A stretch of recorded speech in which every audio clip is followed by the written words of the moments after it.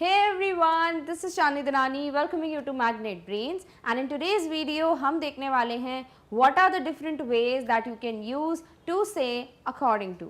अब जब भी हमें अपने सेंटेंसेस में बोलना होता है कि भाई ये सिचुएशन हुई है किसी के अनुसार, ठीक है, तो हम वहाँ पे यूज़ कर लेते हैं according to। फॉर एग्जाम्पल हम बोलते हैं according to the news we saw in the TV we took the precautions, ठीक है। या फिर आप बोलते हो according to Sunita I think this job would be the best fit for me। तो जब भी हम कोई भी सेंटेंस बोलते हैं और उसमें अकॉर्डिंग टू का यूज़ करते हैं, इसका मतलब हम ये कहना चाहते हैं कि भाई हमने ये सब एक्शंस इसलिए लिए क्योंकि इनके अनुसार this is the information we got, ठीक है, अकॉर्डिंग टू दैट पर्सन या अकॉर्डिंग टू द सर्कमस्टांसेस हमें लगा कि ये सही होगा। अब हर जगह क्या हमें जब भी बोलना है कि इसके अनुसार हमने कुछ किया या हमने किसी का डिसीजन लिया या हमने कोई भी स्टेप उठाया, तो क्या ज़रूरी हम अकॉर्डिंग टू ही बोलें? नहीं। There are various ways, various words, group of words जो कि आप रख सकते हो in place of according to, depending आप क्या बोलना चाह रहे हो, ठीक है। बिकॉज देखो कभी भी कोई भी कंडीशन है अकॉर्डिंग टू तो आई गेस हर जगह ही फिट हो जाता है, बट कुछ वर्ड्स होते हैं जो डिपेंड करते हैं on different situations, on different parts of the sentences जहां आप यूज कर सकते हो। That we are going to see in today's video. So let's begin with the very first word that is in accordance with. अब आपको ऐसा बोलना है कि कोई भी चीज़ जो है वो अकॉर्डिंग टू दिस पर्टिकुलर चीज़ हुई है, ठीक है, तो हम क्या बोल सकते हैं इन अकॉर्डेंस विथ, यानी हमने कोई भी स्टेप लिया या हमने सोचा ऐसा कुछ करना चाहिए तो that was because in accordance with हमने ऐसा ऐसा किया। For example the employ said they acted in accordance with their orders, यानी किसी ने बोला कि भाई तुमने ये स्टेप क्यों लिया, तुमने ऐसा क्यों किया, वैसा क्यों किया, तो हम बोल सकते हैं कि भाई अकॉर्डिंग टू द रूल्स था या इन अकॉर्डेंस इसके अनुसार था, ठीक है। So in accordance with their orders, यानी जो भी उनको ऑर्डर्स दिया था उसके अनुसार उन्होंने स्टेप्स लिए, उसके अनुसार उन्होंने ये सब कुछ कहा। तो एम्प्लॉय सेड एवरीथिंग और did everything in accordance with the rules और विद द ऑर्डर्स, ठीक है। तो चाहो तो विथ द ऑर्डर्स भी लिख सकते हो, it's absolutely fine, done, alright. Next one is as believed by. तो जब हमको बोलना है कि भाई जैसे कि इनके अनुसार माना जाता है या जैसे कि ये मानते हैं, क्लियर। फॉर एग्जाम्पल ऐसे कहा जाता है ना, as believed by our elders this is considered very superstitious, as believed by our elders we should not throw this, we should not say this, we should not do this. इसका मतलब हम कुछ भी चीज़ें जो हमारे बड़े बुजुर्गों के अनुसार कही गई हैं हम नहीं कर सकते या नहीं बोल सकते, ठीक है। तो ऐसा कुछ जो आपको लगता है आप ऐसा बोलना चाहते हो किसी का मानना है, तो वहाँ आप अकॉर्डिंग टू की जगह यूज़ कर सकते हो एज बिलीव्ड बाय, यानी कि ज़रूरी नहीं है वो सही हो, बट येस ऐसा वो मानते हैं, इनके अनुसार ऐसा है, that's why we can use as believed by instead of going for the same word that is according to. For example as believed by our elders the trees are god. हमारे elders का ऐसा मानना था या मानते हैं, in fact हर किसी को मानना चाहिए कि भाई जो पेड़ हैं वो भगवान हैं, राइट। आप बिकॉज ऑब्वियसली आपको उनको रिस्पेक्ट करना चाहिए, you get so much because of the trees. तो हम इसीलिए भी इसको रिस्पेक्ट देनी चाहिए, बिकॉज चलो यही सोच लो कि हमारे जो एल्डर्स थे, बड़े बुजुर्ग थे, उनका मानना था कि पेड़ क्या है, वो भगवान है, हमारे लिए उनको भगवान का दर्जा दिया गया है। So according to our elders लिखते सही होता, बिल्कुल सही होता, बट क्या ये गलत है? नहीं। तो एज बिलीव्ड बाय बहुत अच्छा बैठ रहा है and everybody goes for according to, तो हम डेफिनेटली अगर ये बोलेंगे it is going to sound different and good. तो आप बोल सकते हो as believed by our elders, जैसे कि हमारे एल्डर्स को मानते हैं, उनके थ्रू माना जाता है, ये जो ट्रीज हैं या जो जितने भी पेड़ होते हैं वो भगवान का दर्जा रखते हैं हमारी लाइफ में, done, alright. Next one is in line with.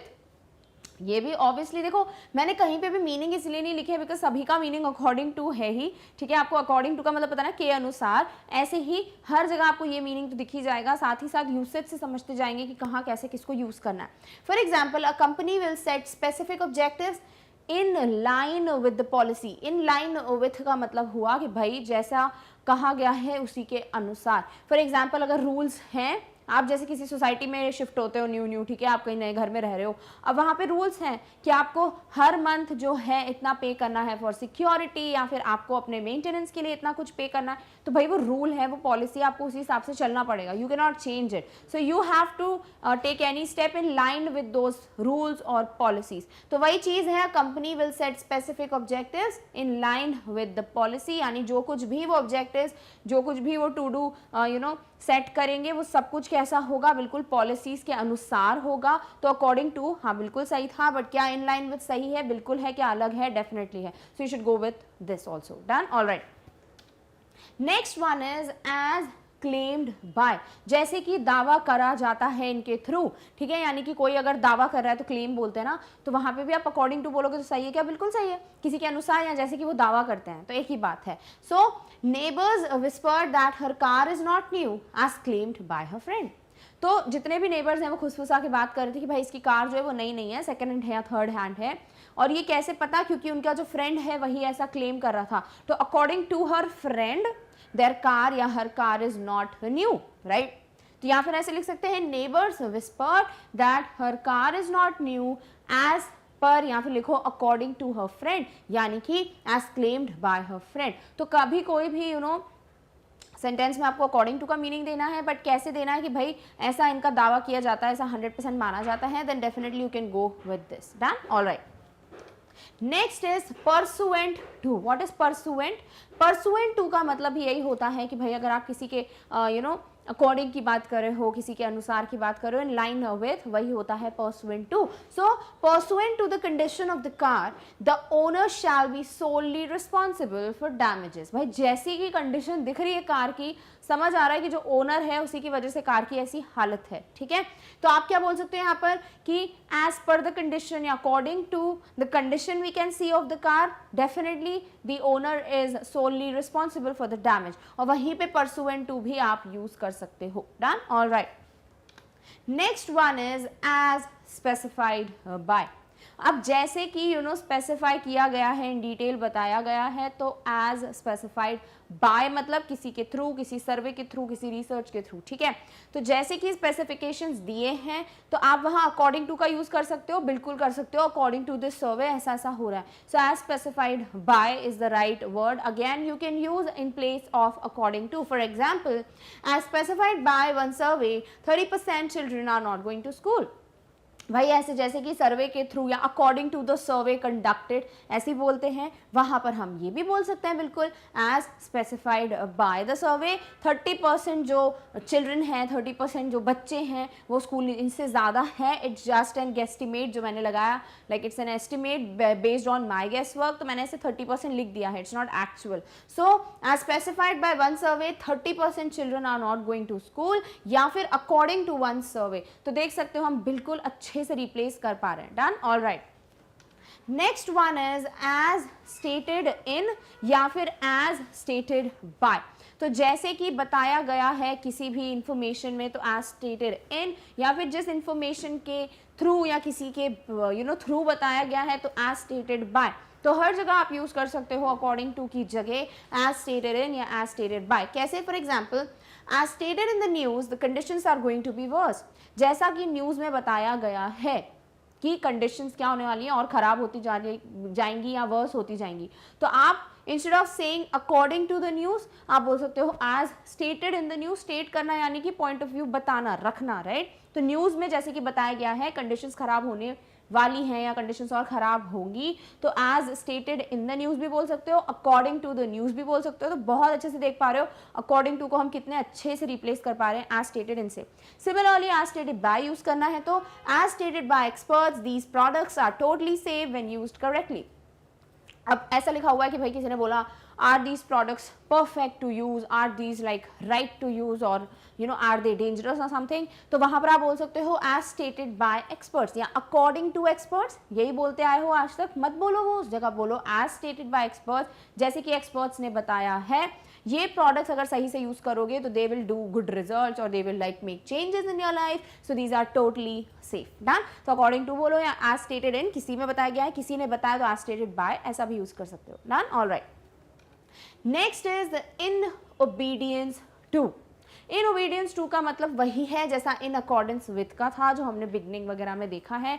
तो इन अकॉर्डेंस विथ इसके अनुसार, वैसे ही इन ओबीडियंस टू और पोलाइट साउंड कर रहा है। भाई ऐसा जो कुछ भी रूल थे उस हिसाब से हम पोलाइटली उसको फॉलो कर रहे हैं, ओबीडियंटली फॉलो कर रहे हैं उस हिसाब से, ठीक है। तो के अनुसार अगेन वही मीनिंग हमको यहाँ पर बिल्कुल कन्वे हो रहा है। For example, he was acting in obedience to his conscious, conscious मतलब अंतरात्मा, ठीक है। तो वो जो कुछ भी कर रहा था वो वैसा ही कर रहा था जैसे कि उसको सही लगा, लाइक जो भी उसकी अंतरात्मा उसे कह रही थी कि भाई जो सही है वही करो, तो वही उसने किया। सो अकॉर्डिंग टू कॉन्शियस बोलते थोड़ा बहुत अटपटा लगता, बट आप बिल्कुल अगर यूज कर रहे हो in obedience to his conscious, बहुत प्यारा साउंड कर रहा है एंड इट्स वेरी नाइस। तो इस तरीके से आप अकॉर्डिंग टू की जगह इन ओबीडियंस विथ भी यूज कर सकते हो, या इन ओबीडियंस टू, ठीक है। All right, next is in compliance with.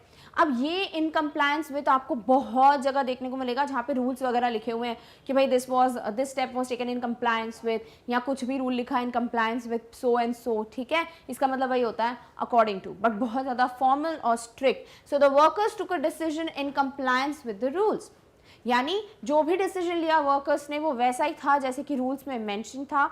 सो जो कुछ भी उन्होंने स्टेप्स लिए दे वर लाइक, बोल सकते हो हार्मोनाइजिंग, ठीक है। तो बिल्कुल वैसे ही मैच कर रहे थे जैसे कि रूल्स में मेंशन था। तो आप इंस्टेड ऑफ ऐसा बोलो कि अकॉर्डिंग टू द रूल्स, जो कि गलत नहीं है बट बहुत कॉमन है, तो उस जगह अगर आपको दूसरा तरीका मिल रहा है तो why not to opt that. So you should definitely go with in compliance with instead of just using according to, ठीक है। कैसे करना है that we have already seen an example, done. All right, next one is as per. अब कई बार आप देख रहे होंगे मैं बार बार एज पर बोल रही थी, ठीक है, बिकॉज अकॉर्डिंग टू के बाद अगर बहुत ज़्यादा कॉमनली कुछ यूज होता है दैट इज एज पर, यानी किसी के अनुसार, या आप बहुत बार देखते होगे एज पर द रूल्स, ठीक है। फॉर एग्जाम्पल, अगर आप कभी कोई कॉन्ट्रैक्ट पढ़ते हो किसी का, कभी किसी का कोई अग्रीमेंट पढ़ लो, कोई फॉर्मल डॉक्यूमेंट्स स्टडी करो, उस पर हमेशा as per the rules, as per the company rules ऐसा लिखा होता है। तो अकॉर्डिंग टू भी तो बोल सकते हैं ना, बट वो बहुत फॉर्मल साउंड करता है एज पर। तो इसीलिए this is also one more thing that you can definitely go for instead of just using the same according to, done. For example, the school was made as per the instructions of the teacher. भाई school कैसे बनाया गया था, जैसा कि teacher ने बोला, जैसे उन्होंने इंस्ट्रक्शंस दिए वैसा स्कूल बनवाया, ठीक है। ऐसा होता नहीं है, जस्ट दैट एक सेंटेंस यूज कर लिया है। तो स्कूल कैसा बना था, टीचर के इंस्ट्रक्शंस के अनुसार। तो आपने क्या लिख दिया, एज पर द इंस्ट्रक्शंस, यानी डेफिनेटली अकॉर्डिंग टू का ही मीनिंग आ रहा है। The school was made according to the instructions given by the teacher, या फिर as per the instructions of the teacher, done. All right, next one is as explained by. अब as explained by आप तभी use करोगे जब आप according to को वहां यूज करना चाहते हो जहां आप ऐसा बोल रहे हो कि भाई सामने वाले ने जैसे मुझे अच्छे से समझाया, तो उसके अनुसार तो है ही, बट उसके एक्सप्लेनेशन के अनुसार है। उसने जो भी डिस्क्रिप्शन दिया, जो भी आपको अच्छे से इन डिटेल समझाया, उस पे बेस्ड कुछ भी आप सेंटेंस में बोल रहे हो। So instead of just using according to आप जा सकते हो एज एक्सप्लेन्ड बाय के साथ। कैसे, for example, as explained by Sunita his friend was fired. यहाँ पर होना चाहिए her friend, sorry, her friend was fired from the job for stealing from the company। तो यहाँ पर क्या दिया हुआ है कि as explained by Sunita. For example, अगर किसी कंपनी में किसी इंप्लॉय को निकाल दिया, न्यूज़ पे बड़ा दिखा रहे हैं, तो आपको ऐसा लग रहा है कि क्या रीज़न है and all, so you can से कि भाई सुनीता उसी कंपनी में काम करती है और जैसा उसने एक्सप्लेनेशन दिया है उसके अकॉर्डिंग तो यही लग रहा है कि ये चोरी के इल्ज़ाम में इसको निकाला गया है फ्रॉम द कंपनी। तो उसके अनुसार, समझ रहे हो, तो वहीं तो अकॉर्डिंग टू यूज़ करते हैं ना। तो अब अकॉर्डिंग टू मत करो, बिकॉज सामने वाले ने एक्सप्लेनेशन दिया, आप उस पर बेस्ड ले रहे हो। तो according to is not going to convey कि आप एक्सप्लेनेशन पे बेस्ड डिसीजन ले रहे हो, but you can definitely go for as explained by, जो कि बहुत अच्छे से एक्सप्लेन करेगा।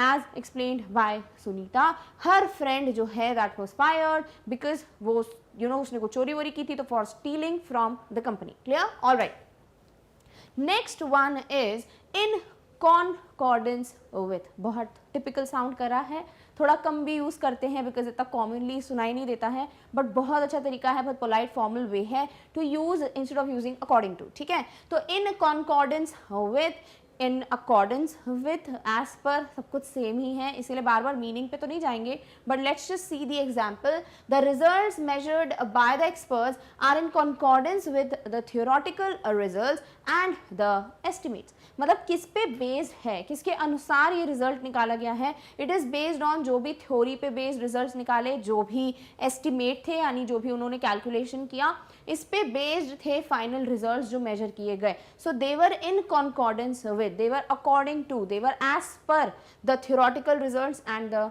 एस्टिमेट्स. ठीक है, तो बिल्कुल उसी से मिलते जुलते थे, उसी के अनुसार थे. So you used this. Done. Alright.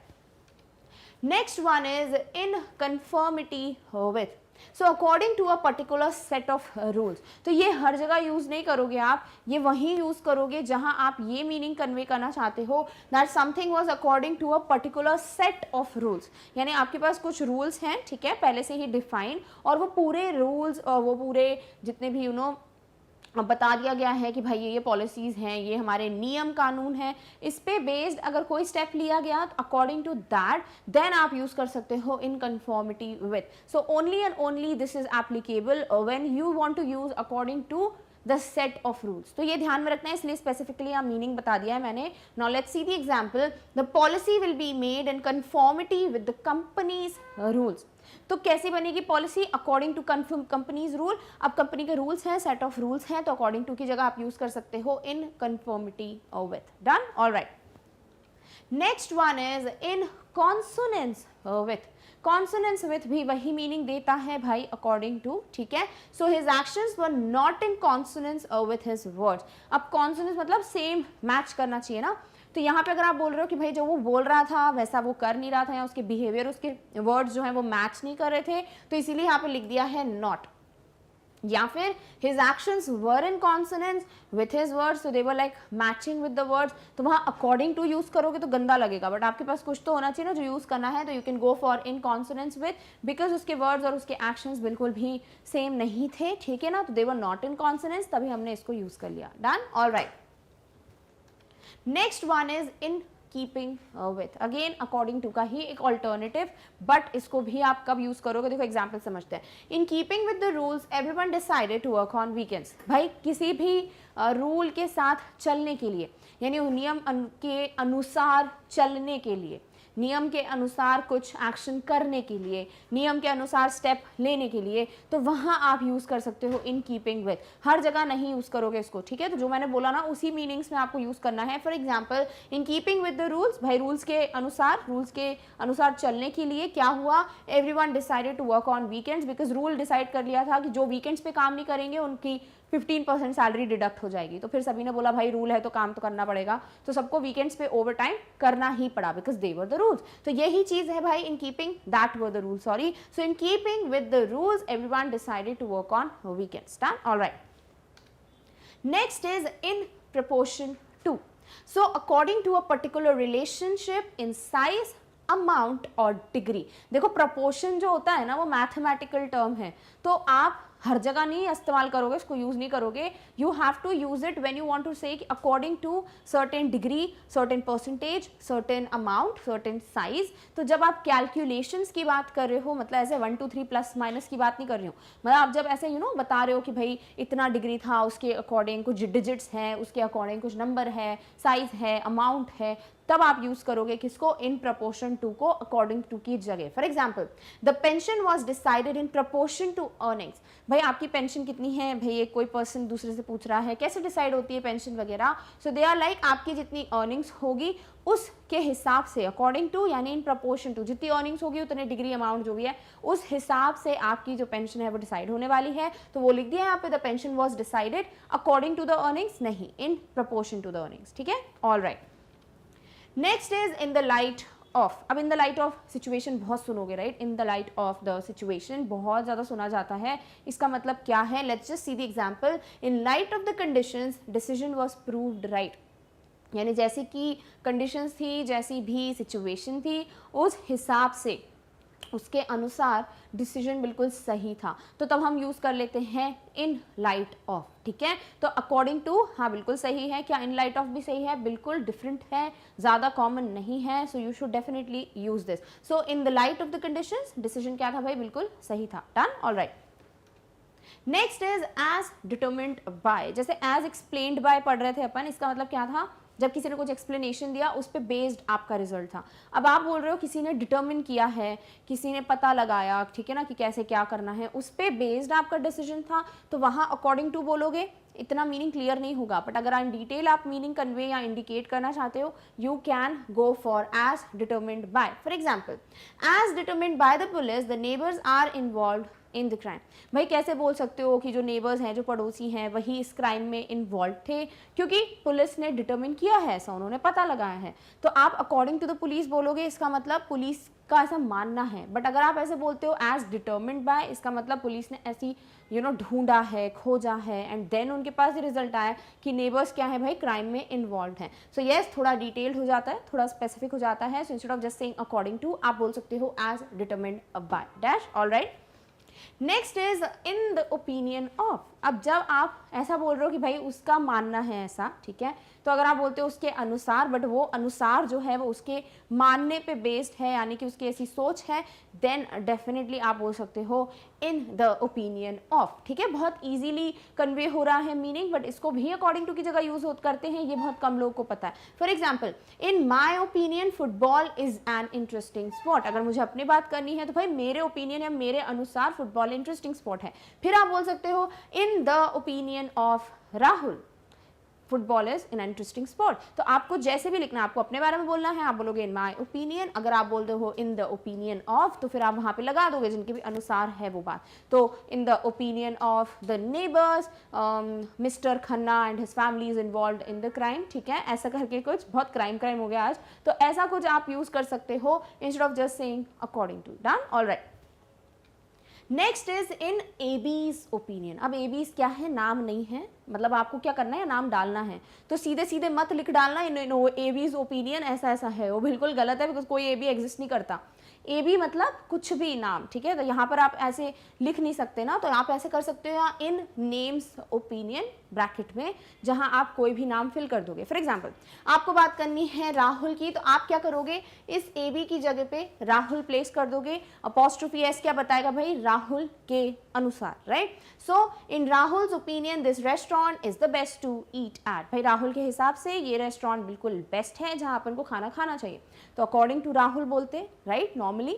But नहीं, मत बोलो, आप क्या कर सकते हो, आप बोल सकते हो इसके ओपिनियन में, इसके सलाह के अनुसार हम इस रेस्टोरेंट में जाएंगे तो बेटर ऑप्शन होगा। सो यू कैन से इन राहुल्स ओपिनियन, इन सुनीताज ओपिनियन, इन एनीबडीज ओपिनियन। आपको बस क्या करना है, एवी की जगह नाम रख देना है। Done, all right.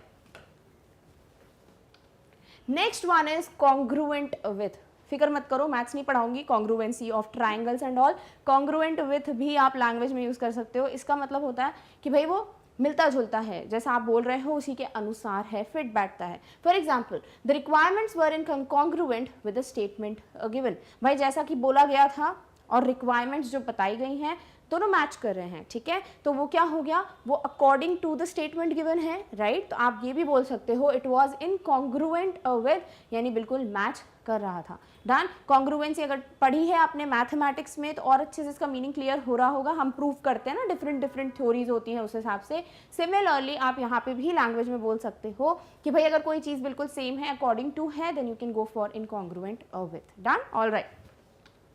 Next is on the basis of. भाई कोई चीज़ किसी पे बेस्ड है, ठीक है, तो वहाँ पे भी आप अकॉर्डिंग टू बोल सकते हो। देखो एग्जाम्पल समझते हैं।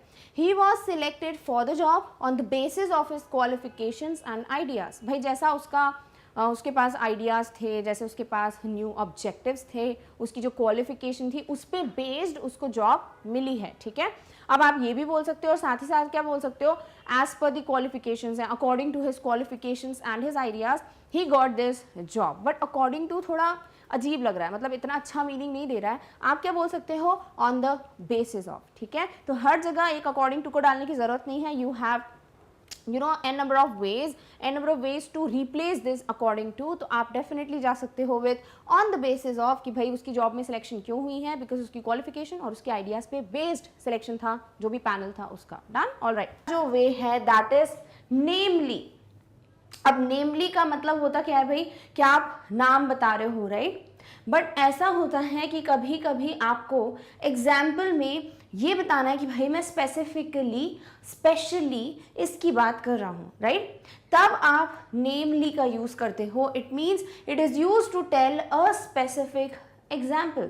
आपको अब कुछ भी ऐसा यूज़ करना है या ऐसा कुछ भी बताना है जो कि स्पेसिफिकली आप किसी एक पॉइंट से रिलेटेड बात कर रहे हो, यानी आपका एग्जाम्पल एक स्पेसिफिक स्पेशल एग्जाम्पल है, then we go for namely. Example समझते हैं, अच्छे समझ जाएगा।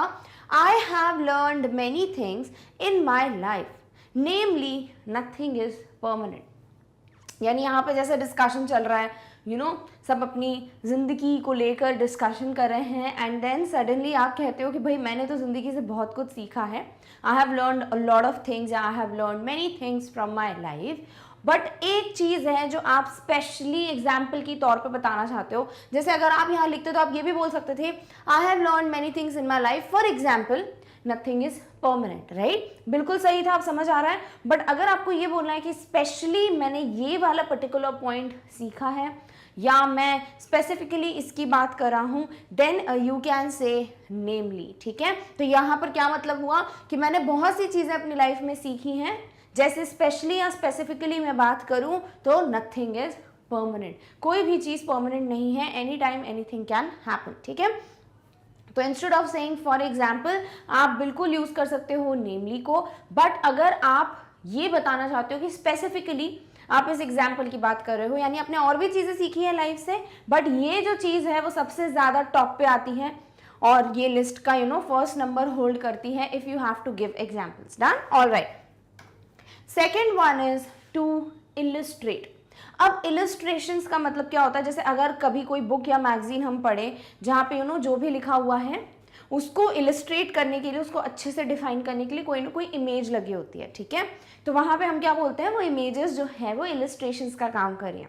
सिमिलरली अगर आपको कोई भी चीज़ को बहुत अच्छे से एक्सप्लेन करना है, आपने जो कुछ भी बोला तो आप एग्जाम्पल दोगे, राइट। तो इंस्टेड ऑफ सेइंग आपने जो भी बात बोली एंड देन आप बोलो फॉर एग्जाम्पल और फिर आप एग्जाम्पल दो, इससे अच्छा आप ऐसा बोल सकते हो आपने जो कुछ भी बोला, ठीक है। अब आप बोल सकते हो to make my point like understandable, या फिर आप चाहते हो कि सामने वाला समझे कि आप क्या बोलना चाह रहे हो, तो आप वहाँ पे क्या बोल सकते हो, टू इलिस्ट्रेट माई पॉइंट, ठीक है।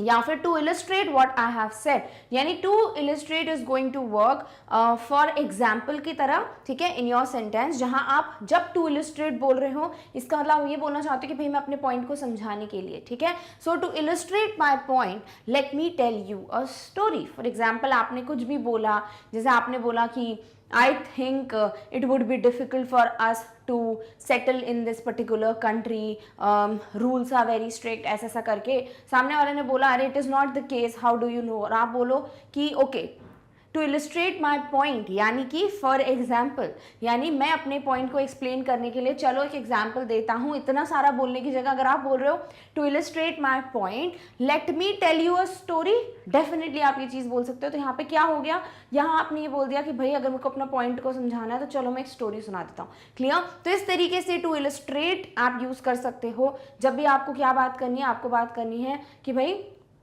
एग्जैक्टली मैं अपने पॉइंट को समझाना चाहता हूँ, ठीक है। तो जब आप चाहते हो कि थोड़ा और अलग साउंड करो, तो instead of saying for example या टू एक्सप्लेन माई पॉइंट आप बोल सकते हो to illustrate my point. Done, alright.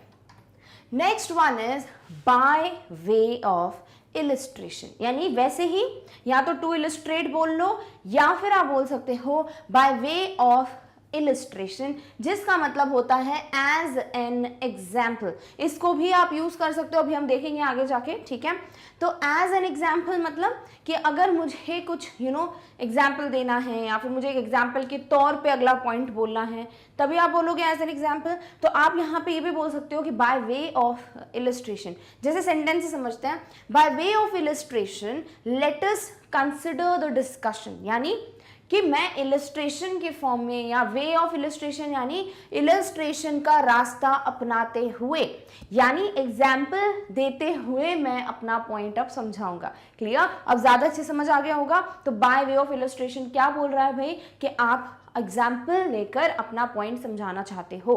So by way of illustration let us consider the discussion. चलो भाई डिस्कशन को कंसिडर करते हैं, या फिर let us begin with the discussion, या let me clear my point. ठीक है, तो आप कुछ भी बोल सकते हो आगे, बट आप क्या बोल रहे हो फॉर एग्जाम्पल की जगह bye way of illustration. Done? All right. Next is if you look eight.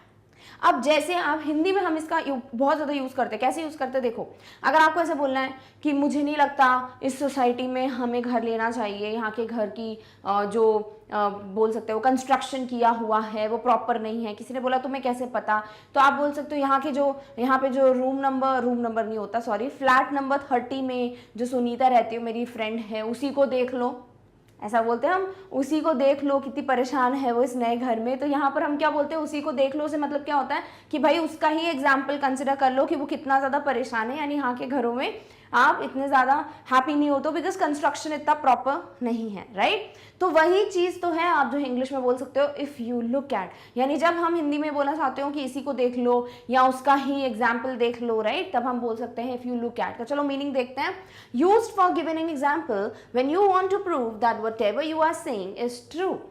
अगर आप कोई ऐसा एग्जाम्पल देना चाहते हो प्रूव करने के लिए कि आपने जो कुछ भी अभी कहा वो बिल्कुल सही है, so then you can say if you look at, यानी you are giving an example to the person कि भाई इसी को देख लो, जीता जागता उदाहरण है, राइट? हम ऐसे ही बोलते हैं हिंदी में। फॉर एग्जाम्पल अगर किसी ने बोला कि भाई क्या मैं ये सब्जेक्ट ले लूँ, मेरे भी इतने मार्क्स हैं, मेरा भी ऐसा इंटरेस्ट है, ऐसा, तो आपको कोई भी बोल सकता है ना, चलो तुम्हारा इंटरेस्ट किस में है, एंड यू सेड मेरा इंटरेस्ट मैथमेटिक्स में है, बट मैं बायो लेना चाहता हूँ बिकॉज मुझे डॉक्टर बनना है, क्योंकि मुझे बहुत ज़्यादा पैसा कमाना है। मतलब ऐसा अगर थिंकिंग है आपकी, तो you can see that as an example कि भाई इसी को देख लो, इसने भी अपने इंटरेस्ट से हट के सब्जेक्ट लिया, फिर उसको मज़ा नहीं आया पढ़ने में, एंड देन वो कुछ कर नहीं पाया। तो हम ऐसे बोलते हैं ना, इसी को देख लो, यानी इसका एग्जाम्पल कंसिडर कर लो, राइट? तो आप वहाँ पर बोल सकते हो इफ़ यू लुक एट, जब आपको एग्जाम्पल देना है प्रूव करने के लिए कि आपने जो कुछ भी कहा वो सही है। Done? I hope explanation clear है। चलो सेंटेंस देखते हैं। No, it's not true that if you quit your current job, you will not be happy. If you look at Rashmi, she is much happier after she lost her job. तो यहाँ पर बोल सकते हैं we should like say after she quit her job, ठीक है? ऐसा लिख लेते हैं बिकॉज फिर वो क्विट मैच करेगा।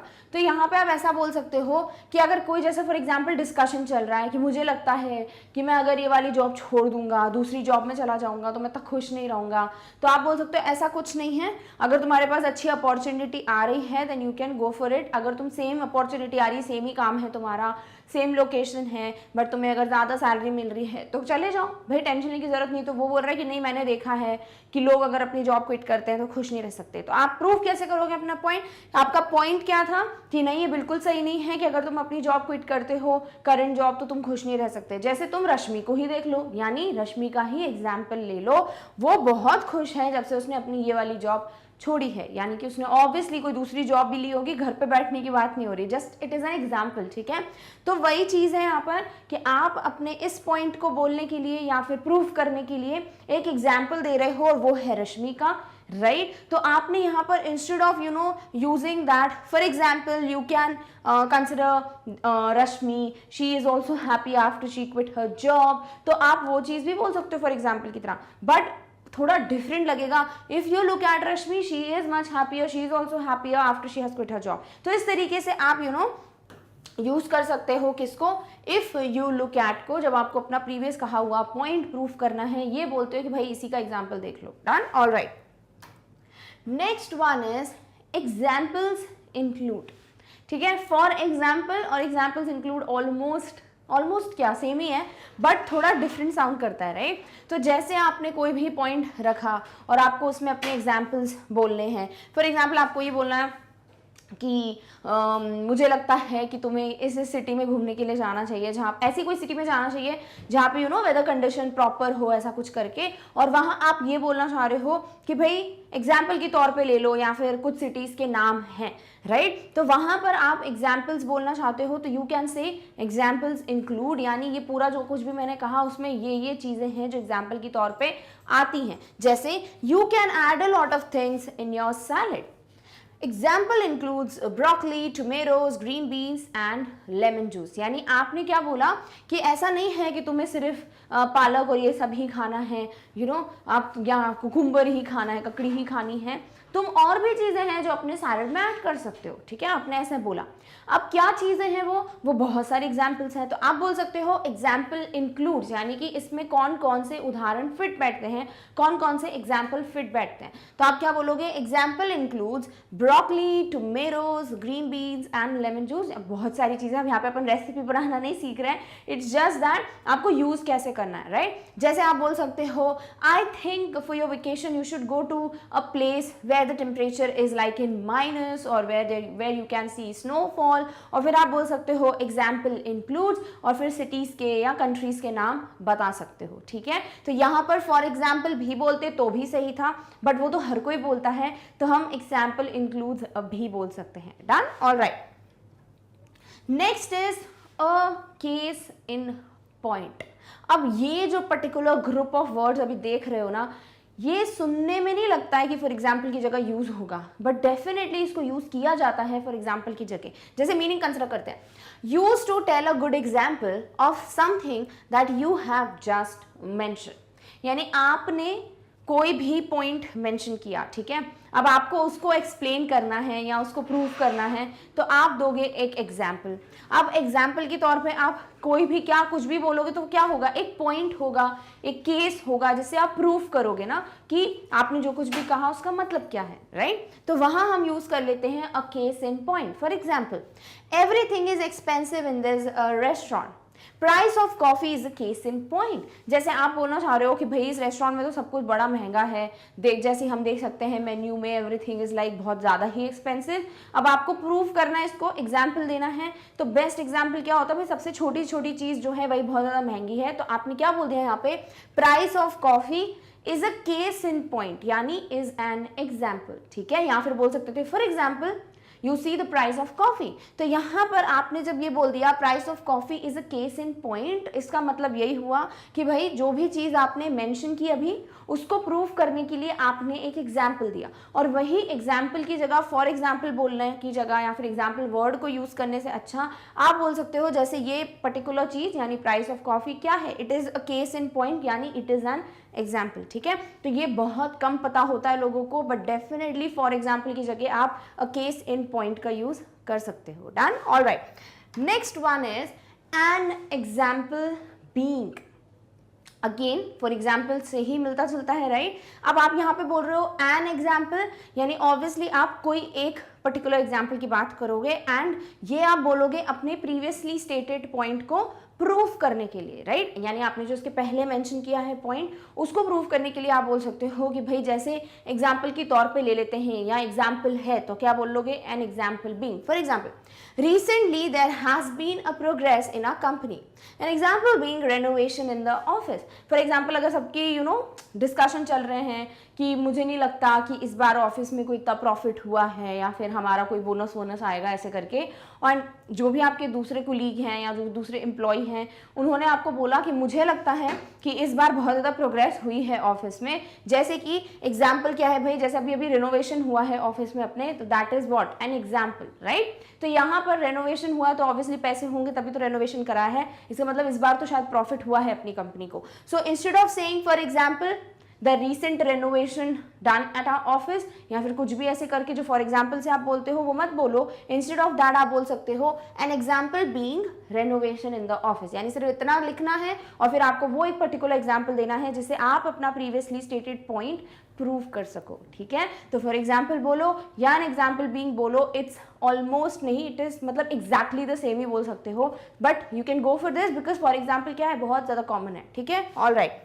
Next one is this includes और दीज इंक्लूड। अब यहाँ पर देखो एक डिफरेंस दिख रहा है, एक में इंक्लूड्स है, एक में इंक्लूड है, कब एस लगाना है कब नहीं लगाना, इसमें बहुत अच्छे से डिटेल्ड वीडियो ऑलरेडी बना हुआ है। क्या करना है भाई, जाना आप और आप देखना सिंपल इंडेफिनिट टेंस या फिर सिंपल प्रेजेंट टेंस या इंडेफिनिट प्रेजेंट टेंस, एक ही बात है।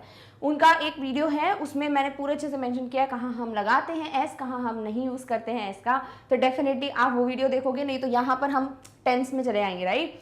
अब आपको क्या देखना है यहाँ पे कि भाई कब यूज़ करना है दिस इंक्लूड्स, कब करना है दीज इंक्लूड। ऑब्वियसली बहुत क्लियरली समझ आ रहा है, दिस जो है वो पक्का सिंगुलर सब्जेक्ट की बात कर रहा होगा, यानी आप किसी एक चीज़ की बात करो। दीज मतलब प्लूरल, राइट। जैसे कि मैं बोलूँ दिस इज अ पेन और यहाँ पे बहुत सारी पेन हो मेरे हाथ में, तो वो क्या पेन्स हो, तो क्या हो जाएगा दीज आर पेन्स, राइट। तो आपको जब भी एग्जाम्पल देना है और उसमें आप सिर्फ एक चीज़ की बात कर रहे हो, ठीक है, तो आप बोल सकते हो दिस इंक्लूड्स, यानी आप जिस भी चीज़ के लिए एग्जाम्पल दे रहे हो वो सब्जेक्ट सिंगुलर होना चाहिए, तब आप बोलोगे दिस इंक्लूड्स। और वहीं अगर आप एग्जाम्पल दे रहे हो बहुत सारी चीज़ों का, तब आप बोल सकते हो, यानी एग्जाम्पल बहुत सारे हो वो नहीं, एग्जाम्पल जिस चीज़ का दे रहे हो वो अगर आपको प्लूरल की बात बता रहा है देन डेफिनेटली आप जाओगे दीज इंक्लूड के साथ। कैसे, देखो एग्जाम्पल समझते हैं।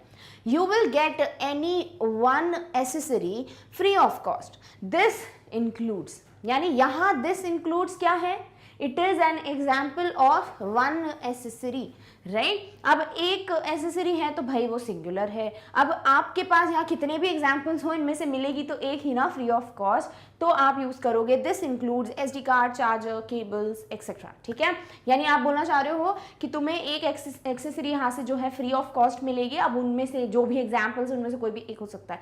सिमिलरली अगर आप बहुत सारी की बात करना चाहते हो प्लूरल की, देन आप क्या बोलोगे, there are many risk involve, भाई इस काम में बहुत सारे रिस्क हैं, जैसे दीज इंक्लूड, बहुत सारे रिस्क है ना, तो दीज क्या है, ये मैनी रिस्क के बारे में बात कर रहा है, जैसे कि दिस जो है वो वन एसेसरी के बारे में बात कर रहा था, ठीक है। So these include greater competition, failure of your idea, money loss etcetera. यानी क्या बोल रहे हैं कि भाई जो तुमने काम सोचा है इसमें बहुत सारे रिस्क हैं, इसलिए सोच समझ के करना जो कुछ भी करना है, बिकॉज बहुत सारे रिस्क कैसे हैं, जैसे ऐसा हो सकता है भाई कंपटीशन बढ़ जाए तो तुम्हारा काम इतना ना चले अच्छे से, या फिर तुम्हारा आइडिया बिल्कुल फेल हो जाए, right. When you start implementing it, it does not gives you that result जो कि तुम एक्सपेक्ट कर रहे हो, देन हो सकता है कि पूरे पैसे डूब जाए, मनी लॉस हो जाए, बहुत सारे हैं तो एक्सेट्रा एक्सेट्रा, ठीक है।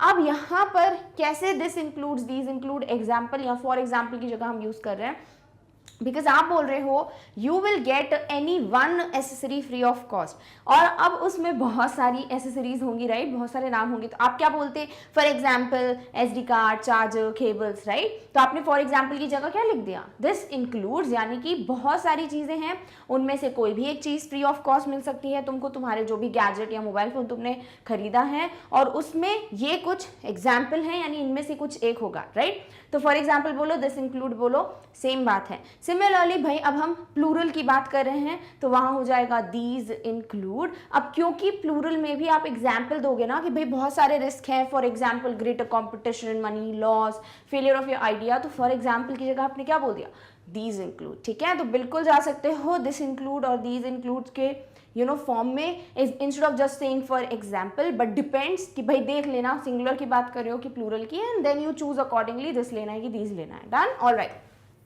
Next one is as an example. अभी थोड़ी देर पहले ही अपन ने एज एन मीनिंग देखा था ना इसको, as an example, that time also I told you that we are going to use this also as an alternative to for example, right. यानी आप फॉर एग्जाम्पल बोलो या एज एन एग्जाम्पल बोलो, फिर सेम चीज हो गई।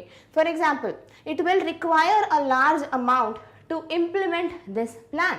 This figure below is provided as an example. जैसे किसी ने बोला कि कोई डिस्कशन चल रहा है कि चलो भाई इस आइडिया को इम्प्लीमेंट करते हैं, एग्जीक्यूट करना स्टार्ट करते हैं, and then in the meeting finally बोला गया कि चलो भाई let us take an exam 1 day or 2 and then I will let you know कि भाई मेरा क्या डिसीजन है, फॉर एग्जाम्पल, ठीक है। अब ऐसा हुआ कि इन the meeting the person is telling you और एक्सप्लेनिंग टू यू कि भाई इसमें बहुत सारे पैसे लग जाएंगे इस प्लान को इम्प्लीमेंट करने में, ठीक है, थोड़ा ये एक्सपेंसिव हो जाएगा प्लान। अब कैसे एक्सपेंसिव है, प्रूफ कैसे करोगे, एग्जाम्पल देके, राइट। तो वही चीज़ लिखी है दिस फिगर बिलो, यानी कि भाई ये जो भी डिजिट्स हैं, जो भी अमाउंट मैंने नीचे मेंशन किया है, सपोज कोई रिपोर्ट वगैरह दे दी है, is provided as an example, right. तो आप ऐसे भी लिख सकते हो for example the figure provided below is explaining to you the point, right. या फिर for example it is going to take around इतने इतने रुपीज, ठीक है। तो आपको यहाँ पे वही चीज है कि फॉर एग्जाम्पल बोलो, एज एन एग्जाम्पल बोलो, एक ही बात है, बट येस यहाँ पर एज एन एग्जाम्पल यानी एक एग्जाम्पल दे रहे हो टू प्रूव योर पॉइंट, ठीक है। तो बिल्कुल यूज कर सकते हैं कि फॉर एग्जाम्पल की जगह इसको, वो बहुत अच्छे से समझ आ गया। ऑल्सो कैसे यूज करना है that also use saw, done, all right. Next one is particularly. जैसे हमने नेमली देखा था ना, तो मैंने क्या बोला था कि वो एग्जाम्पल की जगह यूज तो कर रहे हैं, बट ऑब्वियसली आप जब स्पेसिफिक एग्जाम्पल की बात कर रहे हो, वैसे ही पर्टिकुलरली का मतलब क्या होता है, जब आप किसी एक स्पेसिफिक चीज की बात कर रहे हो, राइट। जैसे कि हम एग्जाम्पल देखें, we need to start hiring candidates particularly for software development. जैसे कि अगर कोई कंपनी है, आईटी कंपनी है सपोज, अगर हम ले लें एज एन एग्जाम्पल, तो यहाँ पर आप देखोगे कि आईटी कंपनी में there are different branches, right. हर एक चीज के लिए कोई ना कोई ब्रांच होगी, सॉफ्टवेयर डेवलपमेंट की अलग होगी, देन मैनेजर्स की अलग होगी, राइट। बहुत सारी एडिटर्स की अलग होगी, बहुत सारी चीजें होंगी, बहुत सारी ब्रांचेस होंगी। अब यहाँ पर जो भी एचआर है वो बोल रहे हैं कि भाई अब पर्टिकुलर टाइम आ गया है जब हमको क्या करना है, हायरिंग स्टार्ट करनी है, यानी इंटरव्यू बिगिन करना है। बट किसके लिए, किस ब्रांच के लिए सबसे पहले चाहिए, प्रायोरिटी हमारे लिए क्या है, पर्टिकुलरली फॉर सॉफ्टवेयर डेवलपमेंट, ठीक है। तो यहाँ आप फॉर एग्जाम्पल में कैसे बोलते हैं, you could have said like this, we need to start hiring candidates for different branches, for example for software development, ठीक है। तो यहाँ पर आप पूरा इतना बड़ा बोलते, इससे अच्छा हमने क्या किया, यहाँ पर सीधे सीधे पर्टिकुलरली रख लिया। अगर हम स्पेसिफिकली बात करें, हमारे लिए मेजर इंपॉर्टेंट ब्रांच क्या है, software development, so we have taken particularly as the word instead of saying for example, because हमें वही तो मीनिंग प्रूव करना है कि भाई स्पेसिफिकली मैं इस चीज की बात कर रहा हूँ, ठीक है। तो जब आपको एक स्पेसिफिक एग्जाम्पल देना है तब आप पर्टिकुलरली का यूज कर सकते हो instead of using for example. Yes, हर जगह ये फिट नहीं बैठेगा, सिर्फ और सिर्फ स्पेसिफिक एग्जाम्पल्स के लिए ही इसे यूज करोगे, done, all right. Next is like. अब लाइक के बहुत सारे मीनिंग्स हैं, ठीक है, वो लाइक की बात नहीं हो रही है। लाइक मीन्स यहाँ पर कि जैसे आपने कोई भी पॉइंट प्रूव किया, आपने कोई भी पॉइंट स्टेट किया, बोला, अब उसको आपको प्रूव करने के लिए आप बोलते हो जैसे, राइट। हम हिंदी में यही बोलते हैं, जैसे आपको ये बोलना है कि मुझे लगता है कि हमें कुछ ऐसे शॉप से शॉप करना चाहिए जहाँ पे बहुत नया ट्रेंड आता है, कुछ ऐसा जो हर किसी के पास ना हो, जैसे हम इस शॉप पे जा सकते हैं, राइट। तो जैसे हम इस शॉप पे जा सकते हैं क्या है, वो एक एग्जाम्पल है जो आपने पॉइंट बोला उसके लिए, तो उसी को तो हम लाइक की तरह यूज करेंगे ना, like we can go to ABC shop. तो यहाँ पर like is acting as for example, ठीक है। जैसे एक सेंटेंस देखते हैं और अच्छे से क्लियर हो जाएगा, you can apply in a lot of companies like in ABC and XYZ companies as they are looking for candidates like you। जैसे आपने, जैसे फॉर एग्जाम्पल अभी ऐसा पॉइंट चल रहा है, when you are done with your graduation, your post grad whatever, and now you are searching for a job. अब आपका कोई फ्रेंड आपको समझा रहा है कि देखो तुम बहुत सारी कंपनीज में अप्लाई कर सकते हो, बहुत सारी कंपनीज हैं जो तुम्हें रख लेंगी, बट जैसे, अब आपको एग्जाम्पल भी तो देना है, तो यहाँ पे फॉर एग्जाम्पल बोलते हैं आप, वहीं पे तो क्या बोला हुआ है, like in ABC XYZ। ABC XYZ क्या है, कंपनी के नाम, कुछ भी रख लिए, ठीक है, hypothetical.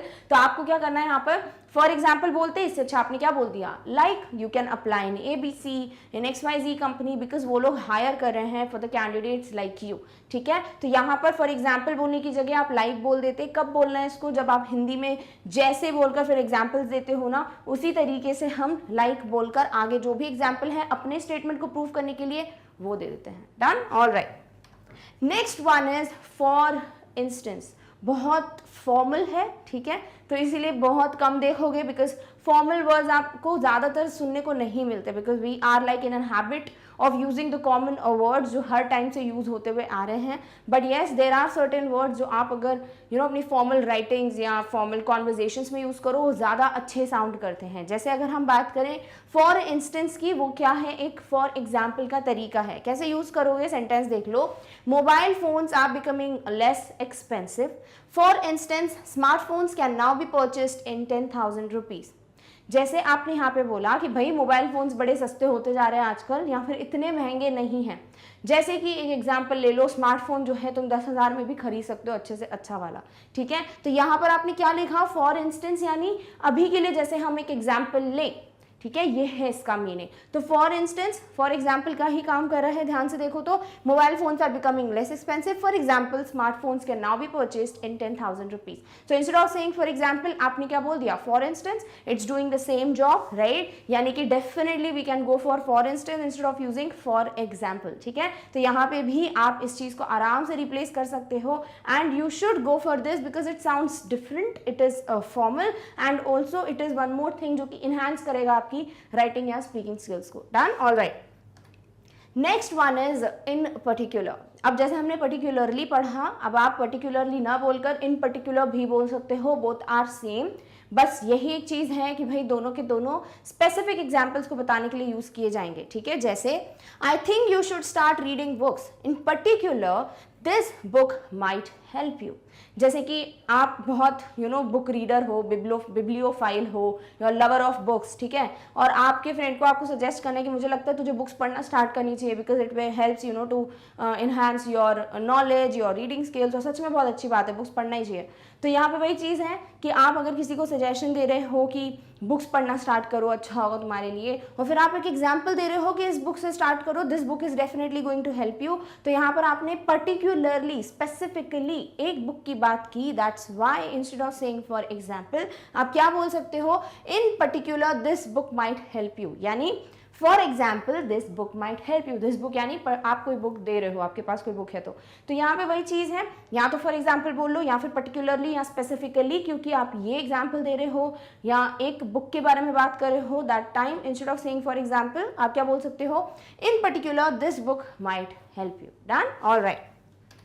Next one is let's say.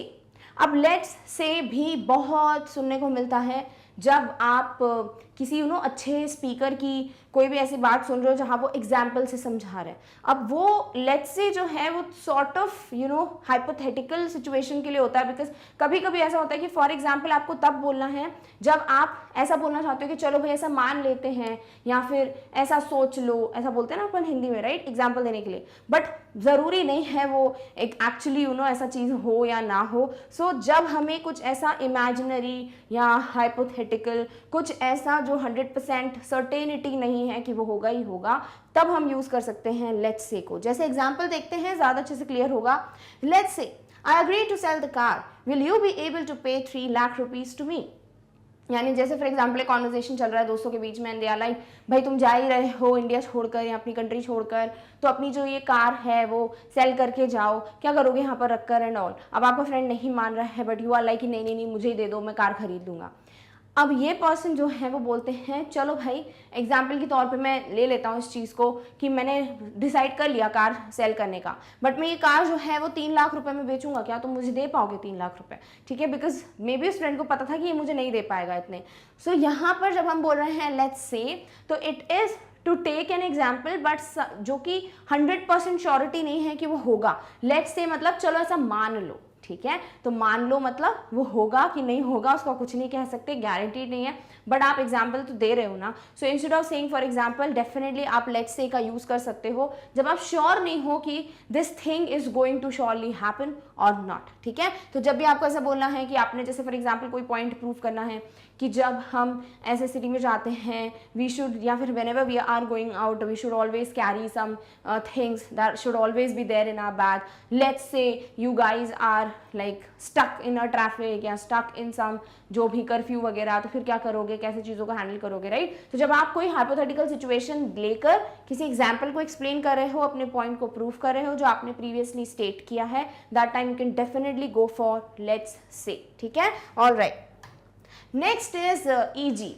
अब सबसे पहला पॉइंट डिस्क्लेमर, बहुत बड़े अच्छे बोल्ड अक्षरों में समझ जाओ कि ईजी को कभी भी स्पीकिंग स्किल्स में मत बोल देना, ये हमेशा राइटिंग स्किल्स में ही यूज होता है और करते भी हो, राइट। हमेशा हम जब भी फॉर एग्जाम्पल हमको लिखना होता है अपने आंसर में, या हमको कोई भी एग्जाम्पल्स देने होते हैं, हम क्या करते हैं, E dot G dot comma लगाकर सीधे अपने एग्जाम्पल्स लिखना स्टार्ट कर देते हैं, राइट। क्यों? क्योंकि ये एग्जाम्पल का या फॉर एग्जाम्पल का एक छोटू सा फॉर्म है, एक अब्रीविएशन है, राइट। बट एग्जैक्टली इसका मतलब क्या है वो भी आपको सीखने को मिलेगा आज। So easy is what, it is an abbreviation, यानी कि छोटा सा फॉर्म जहां पर फर्स्ट जो वर्ड, जो भी पूरा वर्ड है उसका जो फर्स्ट लेटर होता है उसको लेकर हम रख देते हैं, तो उसे एब्रीविएशन कहते हैं। वैसे भी मैंने एब्रीविएशंस पे बहुत वीडियोस बनाए हैं, so you can definitely go and check them out also. तो यहाँ पर वही चीज़ है कि एब्रीविएशन मतलब कोई भी शॉर्ट फॉर्म। तो फॉर एग्जाम्पल के लिए ईजी होता है, बट आप बोलोगे फॉर एग्जाम्पल है तो एफ ही होना चाहिए, राइट? तो ये ईजी क्यों है? बिकॉज ये कहीं से लिया है। कैसे? देखो, फॉर द लैटिन फ्रेज, ये है एक लैटिन लैंग्वेज का फ्रेज जिसे कहते हैं एग्जाम्पलाई ग्रेशिया। वाह, कितना अच्छा लग रहा है बोलने में। तो एग्जाम्पलाई ग्रेशिया क्या है? एक लैटिन टर्म है जिसे हम बोलते हैं फॉर एग्जाम्पल, ठीक है? तो अगर आपको लैटिन लैंग्वेज में बोलना है फॉर एग्जाम्पल, उदाहरण के तौर पे, तब आप बोलते हो क्या? एग्जाम्पलाई ग्रेशिया। और उसी का शॉर्ट फॉर्म एब्रीविएशन जो है देख सकते हो, ई लिया है, ग्रेशिया का जी लिया, इट बिकम्स ईजी, जो कि हम अपनी राइटिंग स्किल्स में यूज भी करते हैं। मतलब क्या होता है? फॉर एग्जाम्पल, ठीक है? तो कोई भी चीज़ ऐसी देखते हो तो उसके बारे में सर्च जरूर किया करो कि भाई ऐसा क्यों लिखा, ईजी क्यों और कुछ क्यों नहीं लिखवाया फॉर एग्जाम्पल का शॉर्ट फॉर्म, बिकॉज उसका कुछ मतलब है, राइट? तो ये आप लोगों को पता भी है, बट येस डेफिनेटली इतना कुछ नहीं पता होगा कि कहाँ से लिया है, क्यों ये एब्रीविएशन है, कैसे फॉर्म हुआ है, बट येस इसे सिर्फ और सिर्फ राइटिंग स्किल्स में यूज करोगे। स्पीकिंग स्किल्स में मत बोलना ईजी, फिर ऐसे आगे आप एग्जाम्पल देने लगो, so people will be like what is easy now, right? तो easy means it is for example but only in writing skills. जैसे कि there are various ways to complete this task. फिर आप ईजी लिख रहे हो ना, इसी को क्या पढ़ोगे? For example. Make teams and divide the task, create a presentation etcetera. जैसे कोई मीटिंग चल रही है, अब आप बता रहे हो भाई बहुत तरीके हैं इस काम को कंप्लीट करने के, जैसे आप टीम में डिवाइड कर सकते हो काम को, प्रेजेंटेशन बना लो, सबको समझा दो, तो ऐसा कुछ आपने एग्जाम्पल दिए। तो यहाँ पर आप अपनी राइटिंग स्किल्स में लिख सकते हो ईजी, ठीक है? तो ये बोलोगे नहीं, जब बोलना है तो फॉर एग्जाम्पल बोलो, या इतने सारे अभी जब मैंने ऑल्टरनेटिव्स बताए हैं उनको यूज कर लो, बट इसे सिर्फ और सिर्फ राइटिंग स्किल्स में यूज करोगे। क्या मतलब होता है वो भी आपको पता होना चाहिए, सॉर्ट ऑफ थोड़ा जीके भी इंप्रूव होना चाहिए, राइट? तो इसीलिए हम ईजी यूज करते हैं। Done, all right. Next is one example is. For example सीधे आपने बोल दिया, राइट? बट अगर आपको सिर्फ एक ही एग्जाम्पल देना है तो आप बोल सकते हो वन एग्जाम्पल इज। यानी जब आपने कोई पॉइंट बोला और उस पर बेस्ड आपको प्रूफ करने के लिए एक ही एग्जाम्पल देना है, तब आप बोल सकते हो वन एग्जाम्पल इज। जैसे कि there are many things to laugh at in this party, one example is your dress. जैसे आपने कोई पार्टी वार्टी में गए हो, ठीक है, डिस्कशन चल रहा है एंड यू आर लाइक कि भाई इस पार्टी में बहुत सी चीज़ें हैं जिस पर मुझे हंसी आ रही है, जैसे कि एक एग्जाम्पल है, so one example is the dress you are wearing. उसके बाद तो पिटाई होगी जिसने भी ये बोला होगा, बट यहाँ पर क्योंकि आप एक एग्जाम्पल दे रहे हो अपने पॉइंट को प्रूव करने के लिए, so you would say one example is instead of saying for example. Done, all right. Next is such as. अब सच एज को भी हम फॉर एग्जाम्पल के लिए यूज़ करते हैं। जैसे आपने कुछ भी बोला और आपने कुछ प्रूफ करना है, फॉर एग्जाम्पल आप यहाँ पे जैसे देख सकते हो सेंटेंस के फॉर्म में, you should stop eating many things now. अब जो तुम्हारी कंडीशन है, जैसे तुम्हारे मेडिकल रिपोर्ट्स हैं, according to that you have to stop eating a lot of things now. अब तुम्हें बहुत सारी चीज़ें जो खाना बंद कर देनी चाहिए। अब वो बहुत सारी चीज़ें क्या हैं, कुछ एग्जाम्पल तो दोगे ना, तो वहाँ आप क्या बोलते हो? जैसे कि, तो वहाँ हम यूज़ कर सकते हैं such as instead of saying for example. कैसे बोलोगे? Such as chips and burgers. कैसे कोई खाना बंद कर सकता है, पर चलो ठीक है, अब रिपोर्ट्स आ गए तो यहाँ पे वही चीज़ बोलनी है आपको कि भाई तुम्हें कुछ चीज़ें खाना बिल्कुल बंद कर देनी है। फिर आप एग्जाम्पल दे रहे हो तो आप बोल सकते थे फॉर एग्जाम्पल, नहीं, आप इस जगह ये भी बोल सकते हो सच एज चिप्स बर्गर्स, कुछ भी, ठीक है? तो इस तरीके से आपको फॉर एग्जाम्पल को ही पकड़ के नहीं बैठना है। भाई बहुत तरीके हैं जो मैंने ऑलरेडी बताए हैं that you have to go for, ठीक है? यू कैन नहीं बोला है, you have to, it's a must. You have to try to use these words, because तभी आपकी वोकैबुलरी इंप्रूव होने वाली है। राइटिंग स्किल्स और स्पीकिंग स्किल्स भी थोड़ा डिफरेंट दिखेंगी, इनहैंस्ड दिखेंगी, so you should go for these words. Done, all right. Word और the group of words is in my opinion. बहुत ही प्यारा सा, बहुत ही एक प्रोफेशनल तरीका है जब आप अपना ओपिनियन, अपनी सलाह, अपनी सोच बताना चाहते हो, and that time instead of saying I think, हमें बोलना चाहिए इन माई ओपिनियन।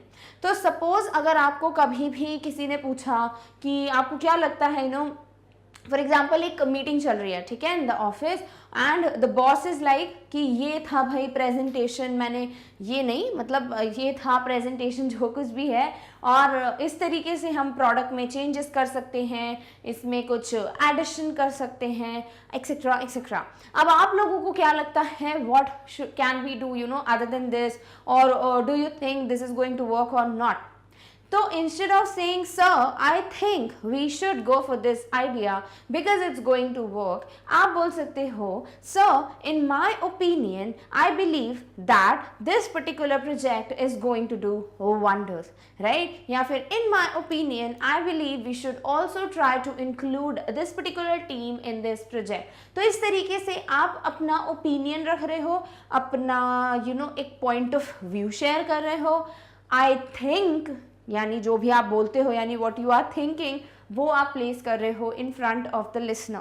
तो instead of saying I think, आप बोल सकते हो इन माई ओपिनियन। जैसे एक और एग्जाम्पल देखते हैं, in my opinion the secretary must form certain rules. For example एक सोसाइटी की मीटिंग चल रही है, या फिर आप घर में बैठ के डिस्कस कर रहे हो कि आपको क्या लगता है इसमें, है ना, यहाँ पे जो इतनी चोरियाँ हो रही हैं या फिर इतनी चीज़ें गुम हो जाती हैं हमारी सोसाइटी से, तो क्या कर सकते हैं। So maybe you are discussing at your home और you are in the meeting, आप बोल सकते हो कि मेरे हिसाब से, या मेरी अगर आप माने तो आपको कुछ रूल्स बना देने चाहिए, स्ट्रिक्ट रूल्स। अदरवाइज आप उधर पे रूल्स के साथ बेस्ट होता है अगर आप उसके साथ एक कंडीशन रख दो, बिकॉज टर्म्स एंड कंडीशन से हर कोई डरता है कि रूल नहीं फॉलो करोगे तो भाई इतना फाइन पे करना पड़ेगा, and if you strictly collect the fine then definitely it works. तो वही चीज़ है, इन माई ओपिनियन सेक्रेटरी को रूल्स फॉर्म कर देनी चाहिए। तो आप ऑब्वियसली नॉर्मली क्या बोलते हैं, I think, but yes you can go for in my opinion, क्योंकि वो ज़्यादा अच्छा साउंड कर रहा है, राइट? अगर आपको मैं बोलूँ क्या अच्छा लग रहा है, I think the secretary must form certain rules, या फिर in my opinion the secretary must form certain rules. तो इन माई ओपिनियन ज़्यादा अच्छा साउंड करता है फॉर श्योर। तो आप यूज़ कर सकते हो ये पर्टिकुलर ग्रुप ऑफ वर्ड्स अगर आपको बोलना है, अपना ओपिनियन देना है, अपनी सलाह देनी है, instead of saying I think. Done, all right. Next one is if you ask मी।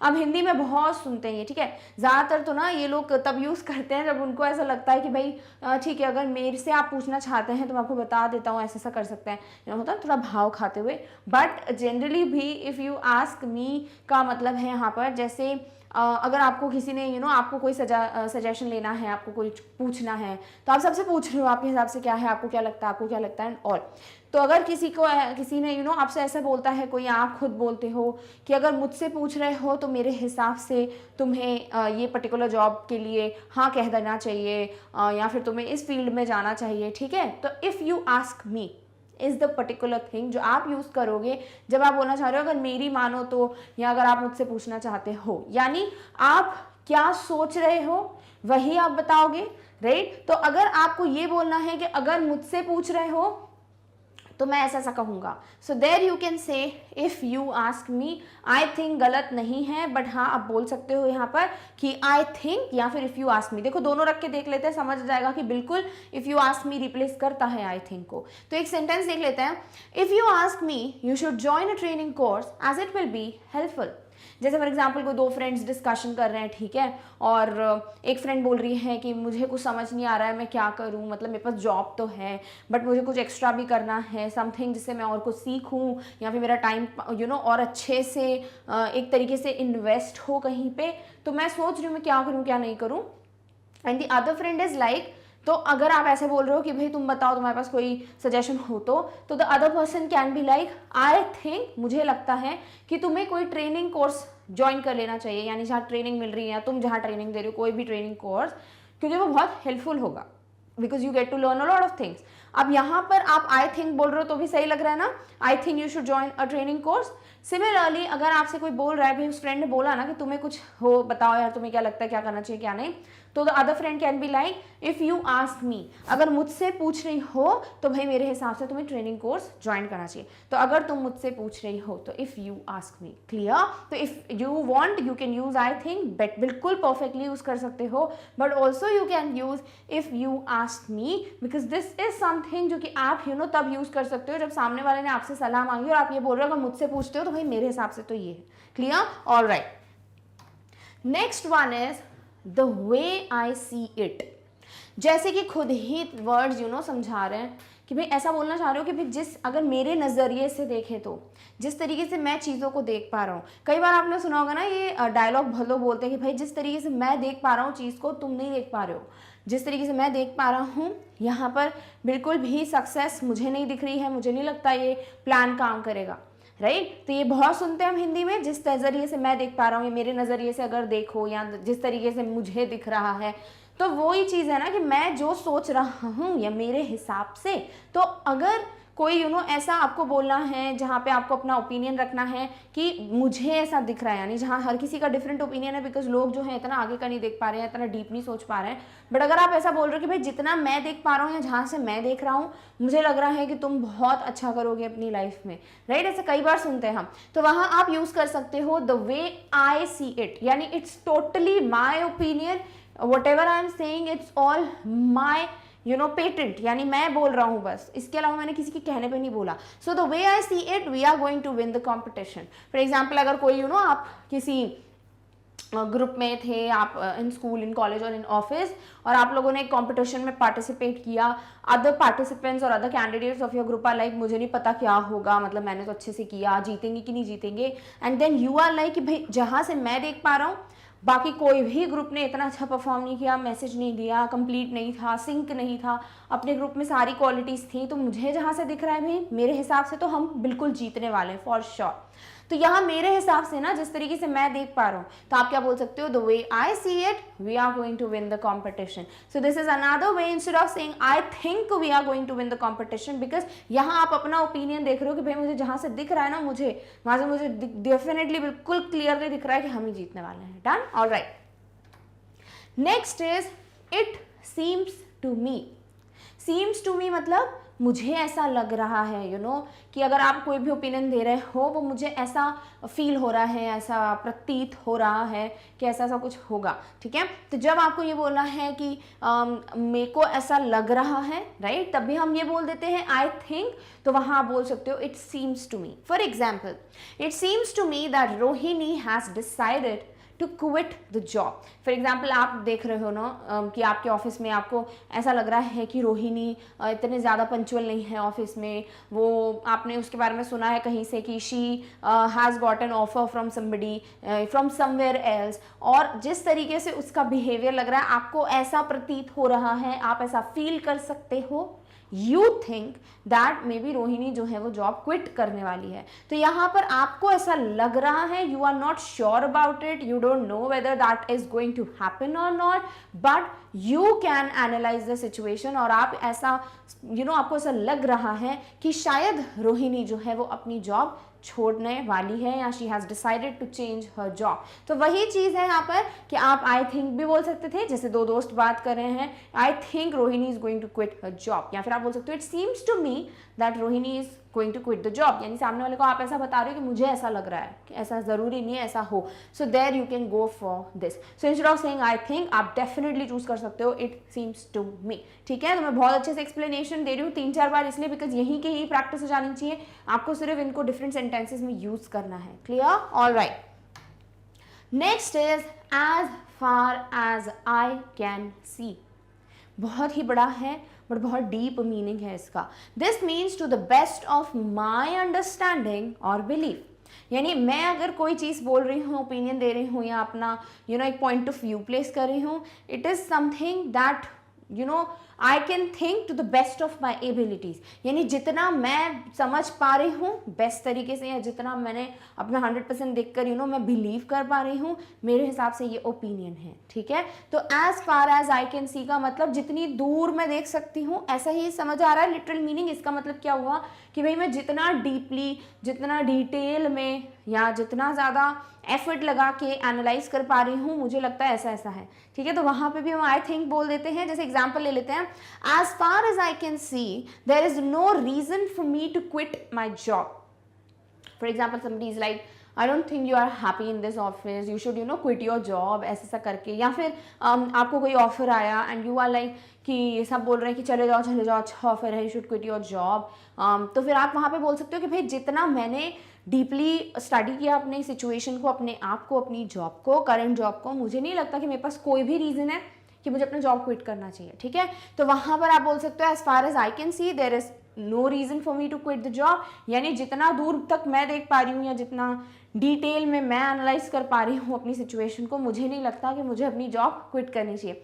तो यहाँ आप बोल सकते थे I think there is no reason for me to quit my job, बिल्कुल बोल सकते थे। बट यहाँ आप ये बोल रहे हो कि भाई जितना डीपली मैंने सोचा है, यानी मेरा 100% ऐसा मानना है कि मेरे पास कोई भी रीज़न नहीं है अपनी करेंट जॉब को छोड़ने के लिए, because I have everything, I have good pay, I have good environment to work in, I have good employees to work with, I have everything, happy I am feeling very good, positive everything. तो इसलिए मुझे नहीं लगता कि मेरे पास कोई भी reason है टू स्विच और टू क्विट माई जॉब। तो इस तरीके से आप इसको यूज कर सकते हो। Done, all right. Next is as far as I am concern. देखो जैसे as far as you can see मतलब क्या था कि जितना डीपली या जितना डिटेल में मैं एनालाइज कर पा रहा हूँ या सोच पा रहा हूँ, उस हिसाब से अपना अपना ओपिनियन दे दिया।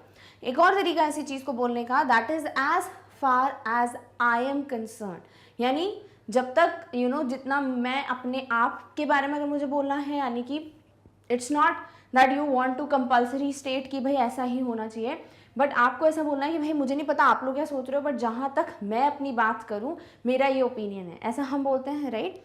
तो जब आपको ये दिखाना है कि you are telling your opinion only, like strictly आप अपने ओपिनियन पे ही काम करने वाले हो, आपके हिसाब से चीज़ें ऐसी ही होनी चाहिए, अब आप करो नहीं करो that's your look out, but when the person wants to give his or opinion depending कि उनका कितना सोचना है उस टॉपिक पे, तब हम बोलते हैं as far as I am concern.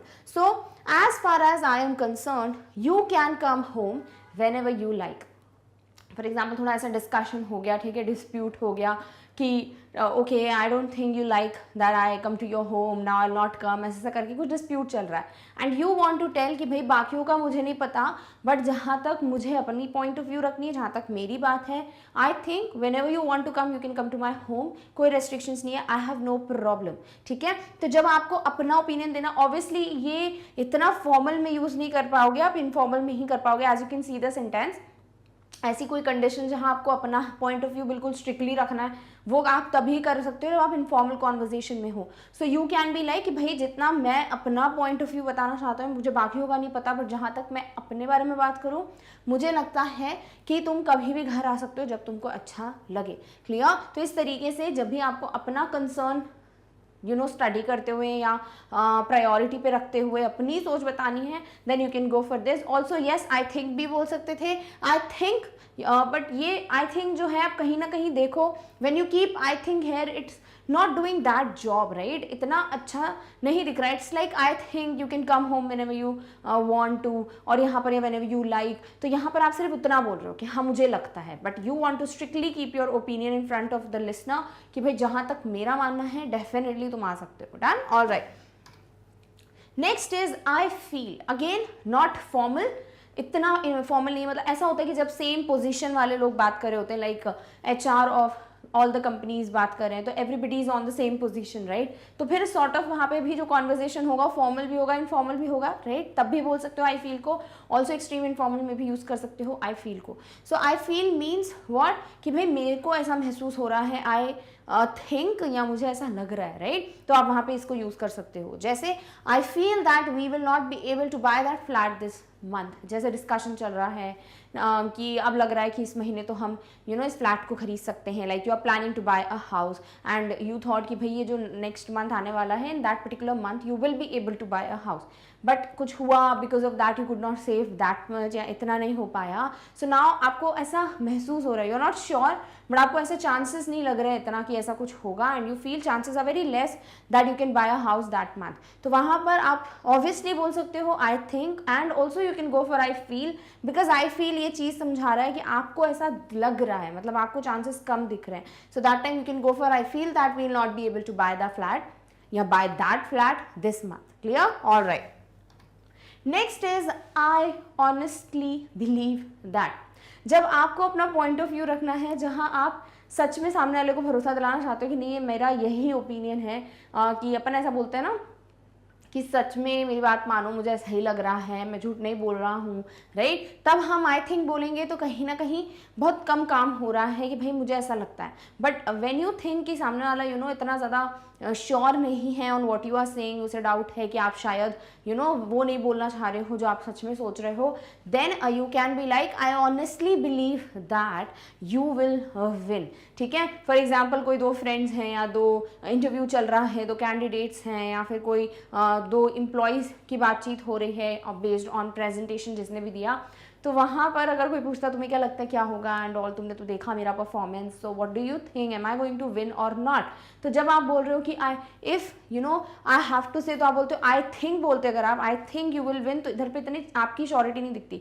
But when you want to say कि भाई मुझे सच में लगता है you are only going to win, then you can say I honestly believe that you will win, I honestly believe that your presentation was super, I honestly believe that your idea will be accepted by the boss. तो इस तरीके से जब आप अपना 100% opinion दे रहे हो कि भाई मुझे सच में लगता है ऐसा ऐसा होगा, then you can go for I honestly believe that. Done, all right. Next is from my point of view, यानी अब कई बार है ना, इसको ऐसे जब बहुत ज़्यादा इनफॉर्मल कॉन्वर्जेशंस होते हैं या फिर आप कहीं पे एब्रीविएशंस देखोगे जिसे कहते हैं पीओवी, ठीक है, यानी पॉइंट ऑफ व्यू, यानी मेरा पीओवी ऐसा है, लाइक दो फ्रेंड्स के बीच में डिस्कशन हो रहा है तो पूरा बोलने की जगह पॉइंट ऑफ व्यू बोल देते हैं कि मेरे पीओवी से देखो, यानी मेरे पॉइंट ऑफ व्यू से देखो, अगर मेरे नज़रिए से देखो तो भाई ये बात ऐसे ऐसे होगी। तो बट ऑब्वियसली इसको आप हर जगह यूज़ नहीं कर सकते ना, इनफॉर्मल में ही कर सकते हो, तो हर जगह नहीं आप इसको इम्प्लीमेंट या एग्जीक्यूट कर पाओगे। But yes, you can use from my point of view to tell the listener कि आप जहाँ से देख पा रहे हो आपके नज़रिए के हिसाब से चीज़ें ऐसे ऐसे काम करेंगी। ठीक है, सो आई थिंक की जगह ही इसे यूज़ कर रहे हो, अलग ही क्लियर हो रहा है। सो यू कैन से from my point of view the get together was a complete success. Get together मतलब जब एक साथ सब मिलते हैं, बातचीत वगैरह होती, खाना वाना होता है, एक तरीके का family get together, friends to get together, कुछ भी। तो वहाँ पर अगर किसी को ऐसा लगता है, मुझे नहीं लगता गेट टुगेदर इतना ज़्यादा सक्सेसफुल था, शायद लोगों को नहीं मज़ा आया होगा and all, and you want to tell कि नहीं, अगर मेरा पॉइंट ऑफ व्यू देखो, मेरा नज़रिया देखो, तो आई फील बहुत सक्सेसफुल था। So from my point of view the get together was a complete success. Done. तो इस तरीके से आप जब अपना नज़रिया रख रहे हो, तो हम ऐसे जब हिंदी में बोलते हैं कि भाई मेरे नज़र से देखो या मेरे हिसाब से ऐसा ऐसा, तो आप वहाँ बोल सकते हो from my point of view. Done? All right. Next one is I assume. Assume का मतलब कि आपका ऐसा मानना है, ज़रूरी नहीं है वो सच हो। ठीक है, तो और तभी तो हम आई थिंक बोलते हैं ना कि मेरे को ऐसा लग रहा है, ये मेरी सोच है।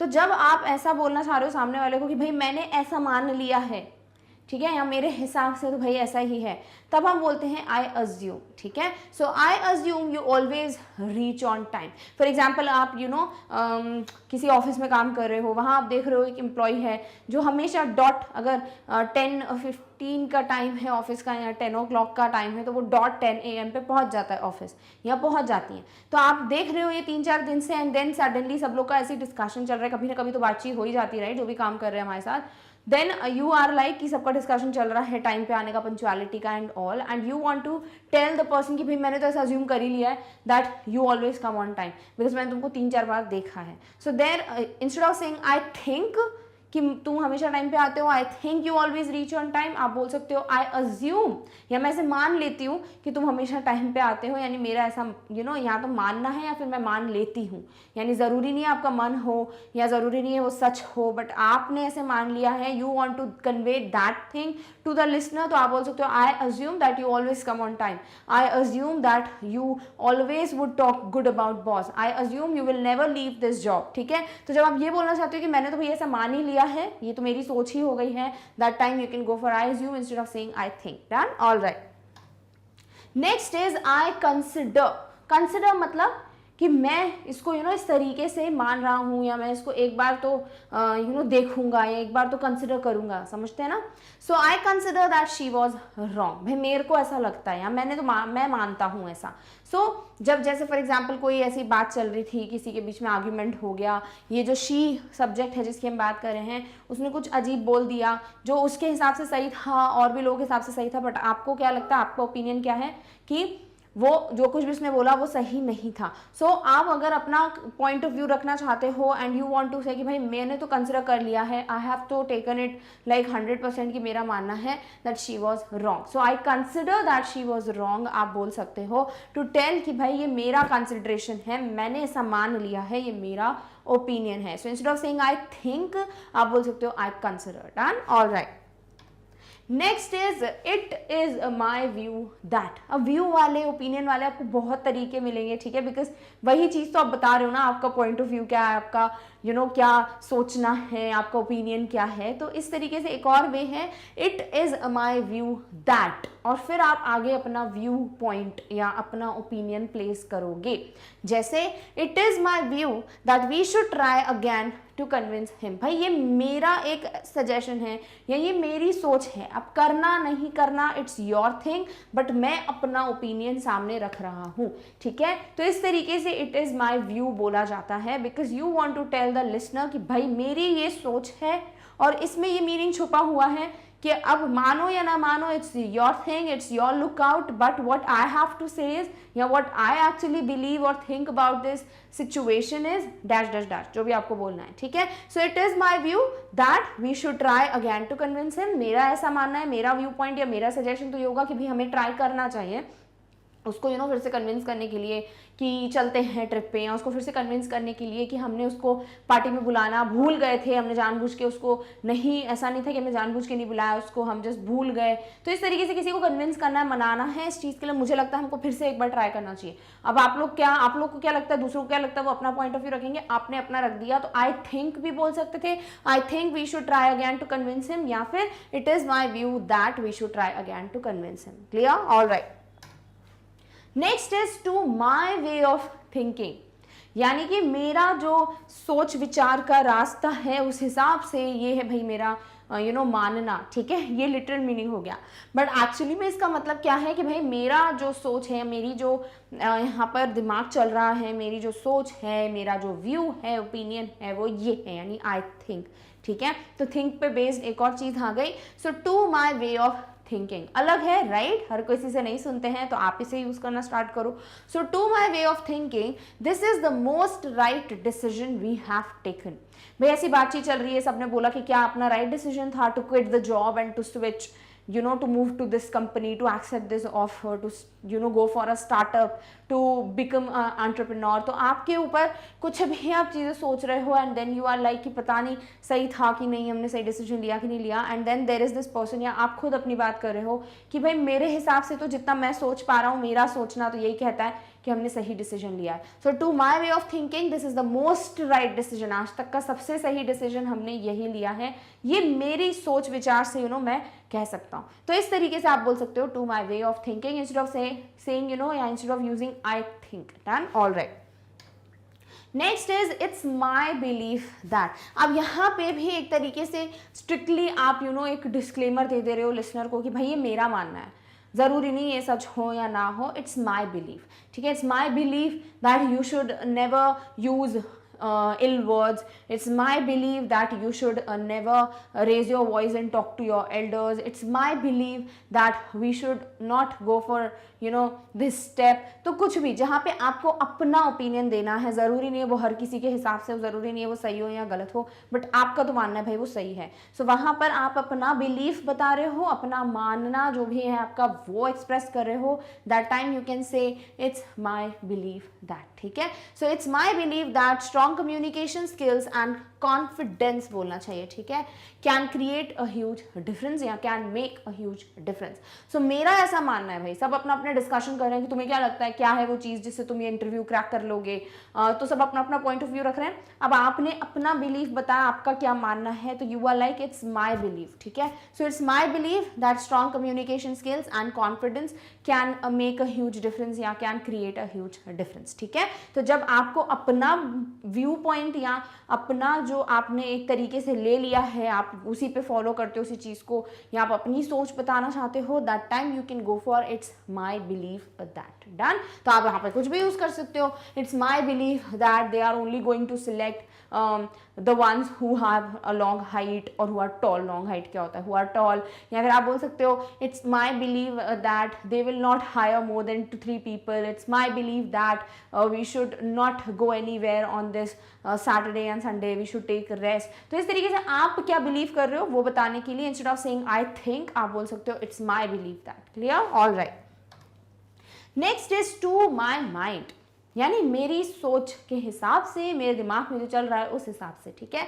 So the hotel had orange walls and a blue carpet which to my mind looks all wrong. ठीक है। तो मेरे दिमाग को या मेरी सोच को कैसा लगा वो बताओगे, तो वही चीज़ बोल रहे हो ना, आई थिंक। अब आप क्या सोच रहे हो, या फिर आप ये बोलो कि आपकी सोच को इस तरीके से ये चीज़ लगी, आपके दिमाग में ये चीज़ आई, तो ऑब्वियसली एक ही बात है, राइट। बट ये तरीका अलग है टू यूज़। तो जब आप ये बोलना चाहते हो कि भाई मेरे दिमाग को तो ये चीज़ सही नहीं लगी, या मेरा जो सोचना है उस हिसाब से मुझे ये बात ऐसी लगी, या मेरा ये मानना है ऐसा करके, तब आप बोल सकते हो कि जो भी आपने जो भी चीज़ बोली, ठीक है, whatever you would say after I think, वो आपने पहले बोल दिया, and then you will be like this looks like this to my mind, this looks very good to my mind, या this looked very strange to my mind. जैसे जो hotel में हम गए थे वहाँ पर जितनी भी वॉल्स थी वो ऑरेंज थी, ठीक है, मतलब ऑरेंज पेंट किया हुआ था, और कारपेट सारे ब्लू कलर के थे। तो मुझे कहीं ना कहीं मतलब मेरे माइंड को ये चीज़ बहुत गलत लगी, मतलब everything was looking like something strange और नॉट राइट। ठीक है। ऑब्वियसली अगर हम इमेजिन करें आपकी चारों तरफ अब यहाँ पे ऑरेंज ऑरेंज वॉल्स और नीचे ब्लू कलर का कारपेट है, सोचने में मे बी कुछ लोगों को बहुत अच्छा लगे कॉम्बिनेशन, बट बहुत सारे लोगों को ये बहुत स्ट्रेंज कॉम्बिनेशन लगेगा, राइट। तो वही चीज़ है कि to my mind whatever is like, जो भी मुझे ऐसा लगा, तो ये आई थिंक बोल सकते हैं ना, कि I think the combination of orange walls and blue carpet in the hotel was totally wrong या strange। और वही चीज़ हमने घुमा फिरा के बोल दी, the hotel had orange walls and a blue carpet which to my mind looked all wrong। ठीक है। तो इस तरीके से आप यूज़ कर सकते हो to my mind, यानी मेरे दिमाग को ये ऐसा स्ट्राइक किया या ऐसा लगा। Done. All right. Next is as far as I can tell। जब हमने बोला as far as I can see, यानी कि जितना भी मैं सोच समझ के, जितनी भी मेरी दूर दृष्टि काम कर रही है उस हिसाब से ये मेरा कहना है, राइट। बट आपको यही चीज़ कहना है कि as far as I can tell, भाई जितनी जो भी मेरा सोच विचार उस हिसाब से मैं जितना बोल सकता हूँ, ठीक है, तब आप इसको भी यूज़ कर सकते हो। तो आपके पास सारे ऑल्टरनेटिव वेज हैं, आपके ऊपर है आप किस तरीके से किस मॉडिफिकेशन को अप्लाई करना चाहते हो अपने सेंटेंसेस में। So as far as I can tell मतलब opinion based on judgement from the available information, यानी आपने जो भी ओपिनियन दिया it's based on a judgement. ठीक है, मतलब जो भी आपने जज किया उस पर बेस्ड है, and from the available information, आपके सामने जो भी इंफॉर्मेशन अवेलेबल है। ठीक है, फॉर एग्जांपल आपके सामने सारे फैक्ट्स रख दिए, अब इन फैक्ट्स को स्टडी करके आपको अपना ओपिनियन देना है। तो यू आर लाइक आपने सारी फैक्ट्स पढ़े, सारी इंफॉर्मेशन देखी, एंड देन आपने कुछ एनालाइज किया, जज किया सिचुएशन को, and then you want to say something. तो आप बोल सकते हो that this is my opinion based on the facts that I have in front of me. तो वहां बोल सकते हो as far as I can tell. कैसे बोलोगे? As far as I can tell you have taken a safe decision. जैसे आपके सामने आपके फ्रेंड ने सारे पॉइंट ऑफ व्यू रखे कि मेरे को लग रहा है कि मेरे ऑफिस में बहुत सारी हायरिंग्स हो रही थी, सर मेरे बार बार काम में से गलतियां निकाल रहे थे, फिर मुझे लगा कि शायद उनको अब मैं अच्छा नहीं लग रहा हूँ, वो मेरे साथ काम नहीं करना चाहते हैं ऑल। इस तरीके से फाइनली मैं इस डिसीजन पे पहुंचा कि मुझे अपनी जॉब क्विट कर लेनी चाहिए। फिर मैं दूसरी जॉब पे गया, फिर वहाँ पर मैं अब काम कर रहा हूँ, वहाँ पर भी इतनी सैलरी नहीं मिल रही but at least I am happy. तुम्हें क्या लगता है मेरा डिसीजन कैसा था? अब ये सारे फैक्ट्स रख दिए सामने, अब आपको एनालाइज करना है कि भाई ये सही था कि नहीं। तो आपका जो भी ओपिनियन होगा वो आपके जजमेंट पे बेस्ड है, जो कि किस पे बेस्ड है भाई? जितने भी फैक्ट्स हैं आपके सामने, राइट। तो आप क्या बोल सकते हो? As far as I can tell, भाई जितना मैं देख पा रहा हूँ चीज़ों को उस हिसाब से मेरी समझ तो यही कहती है कि तुमने सेफ डिसीजन लिया है, तुमने बिल्कुल सही डिसीजन लिया है। सो this is how you can use these group of words. Done. All right. Next is I believe, यानी मेरा ऐसा मानना है। ठीक है, तो it is my believe that देख चुके हो, इसको छोटू करके भी बोल सकते हो आई बिलीव। तो कैसे बोलोगे? I believe I have met you before. मेरा ऐसा मानना है कि मैं तुमसे पहले मिला हूँ, या फिर अपन को कभी कभी लगता है कि हम किसी को देख रहे तो हमको लगता है इसको कहीं देखा है या फिर मैं इसको जानता हूँ, बट ऐसा होता नहीं, कहीं कभार हमको लगता है। तो जब आप बोलते हो कि I think I have seen you somewhere before, I think we have met before, ठीक है, तो वहां पे आप बोल सकते हो आई बिलीव, यानी मेरे को ऐसा लग रहा है, मतलब मेरा तो यही मानना है कि मैं आपसे पहले मिला हूं या मैंने आपको कहीं तो देखा है, ठीक है। तो इस तरीके से instead of saying I think आप बोल सकते हो आई बिलीव। जैसे आप बोल सकते हो I believe that you are not taking a right decision, I believe you look tense, you are not happy with your job. तो इस तरीके से आपका क्या मानना है वो आप कन्वे कर सकते हो instead of saying I think, किसके, आई बिलीव से। Done, alright. Next is I would say, भाई मैं तो ये कहूंगा, तो वहां पर आई थिंक ही आ रहा है, राइट, भाई मेरा मानना है।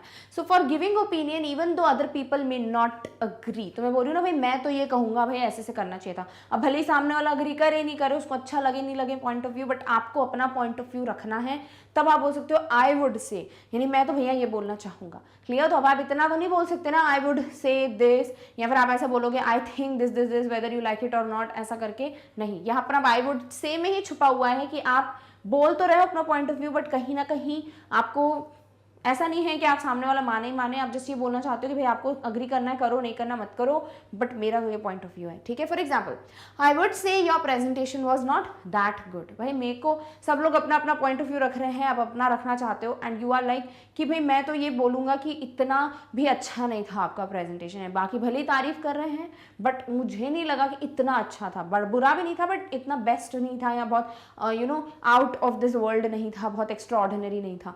So I would say your presentation was not that good, यानी इस पॉइंट पे ना obviously people can either agree or disagree, but you wanted to convey your opinion, your you know thinking, तो आपने बोल दिया कि भाई I would say। done, all right।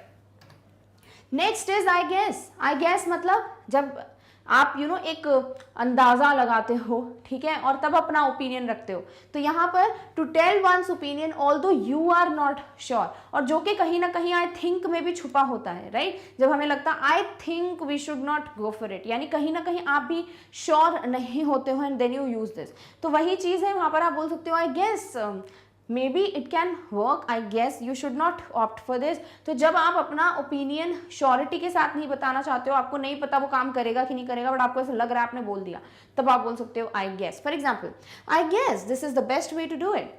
अब किसी ने बोला सबने कि मेरे पास देखो, मेरे पास ये है, ऑप्शन ए है, ऑप्शन बी है, तुम्हें क्या लगता है कौन सा तरीका चूज करना चाहिए, to start today's work, today's agenda, और to talk to the company, कुछ भी। तो आपने बोला आई गेस दिस वन, मतलब आई एम नॉट श्योर कि यही काम करेगा, बट मुझे ऐसा लग रहा है कि I think option A is going to work, तो वहां आप बोल सकते हो I guess. Done, all right. Next is I consider that. तो आई कंसिडर बोलो या आई कंसिडर दैट बोलो, आपके पास दोनों ऑप्शन है। इट्स जस्ट दैट आपको पता होना चाहिए, भाई ऐसे भी बोल सकते हो, इसलिए आई हैव मेंशन्ड इट। तो आई कंसिडर समझ आ गया, तो ये भी समझ आ जाएगा कि भाई मेरे को तो ऐसा लगता है और मैंने ऐसा मान लिया है, तो आई कंसिडर दैट, या मैं इसको इस तरीके से ऑलरेडी एक्सेप्ट कर चुका हूँ, so I consider that this rule must be removed. भाई मैंने ऐसा मान लिया है कि इस रूल को हटा देना चाहिए, या मेरा तो ऐसा लगता ही है मुझे 100%, मैंने ये एक्सेप्ट कर लिया है पॉइंट, आई एम लाइक स्थिर ऑन माई पॉइंट कि इसको ऐसे ही करना है। तो आप क्या बोलोगे, आई consider that this rule must be removed. Done. तो जब आपको अपना 100% ओपिनियन रखना है, you can go for this. Clear, all right. Next is I assume that. अब आप आई अज्यूम बोलो या आई अज्यूम दैट बोलो, एक ही बात है। कई बार होता है ना, आपको कंफ्यूजन होता है कि मैम दैट लगाना है कि नहीं लगाना है, तो इसलिए मैंने यहाँ पे प्लेस कर दिया है। आई अज्यूम समझ आ गया कि भाई मैंने ऐसा अज्यूम कर लिया, यानी कि मैंने कि ऐसा ले लिया है, ऐसा मान लिया है, तो वही चीज है आई अज्यूम दैट भी बोल सकते हो, and then you keep your opinion. So I assume that you have not said much, saved much, and therefore not making investment. भाई जिस तरीके से जो भी कंडीशन है, मैंने ये अज्यूम कर लिया है, ऐसा मान लिया, या फिर मुझे ऐसा लग रहा है कि तुमने इतनी सेविंग्स नहीं की है, इसीलिए तुम इन्वेस्टमेंट नहीं करना चाहते हो, या तुम इन्वेस्टमेंट के बारे में सोच नहीं रहे हो, ठीक है। मतलब सामने वाले ने आपको बताया नहीं बताया ये नहीं है, बट आपने ऐसा अज्यूम कर लिया, भाई मैंने तो मान लिया कि तुम्हारे पास इतनी सेविंग्स नहीं है, इसीलिए तुम शायद इन्वेस्टमेंट करने से पीछे हट रहे हो, you don't want to like take your step forward. Done. तो इस तरीके से आप अपना ओपिनियन विथ योर अजम्पशन बताना चाहते हो, that's why you can say I assume that. Clear, all right. So with this we have completed all the words, all the alternatives that you can go for when you want to say I think। अब हम I think बहुत ज़्यादा use करते हैं, right, अपने sentences में, but एक ही तरीका क्यों यूज़ करना when you have so many ways, जो कि हमने with their meanings and sentences discuss किए बहुत अच्छे से, बहुत डिटेल डिस्क्रिप्शन दिया मैंने। सो आई होप आप इन सबको बहुत अच्छे से अपने सेंटेंसेज में इनकॉर्पोरेट कर पाओगे।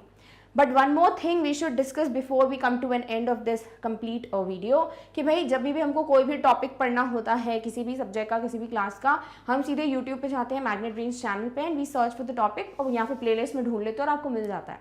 But there is one more way जो बहुत ज़्यादा ईजी है, जो आप ऑप्ट कर सकते हो to look for the videos that you want to study.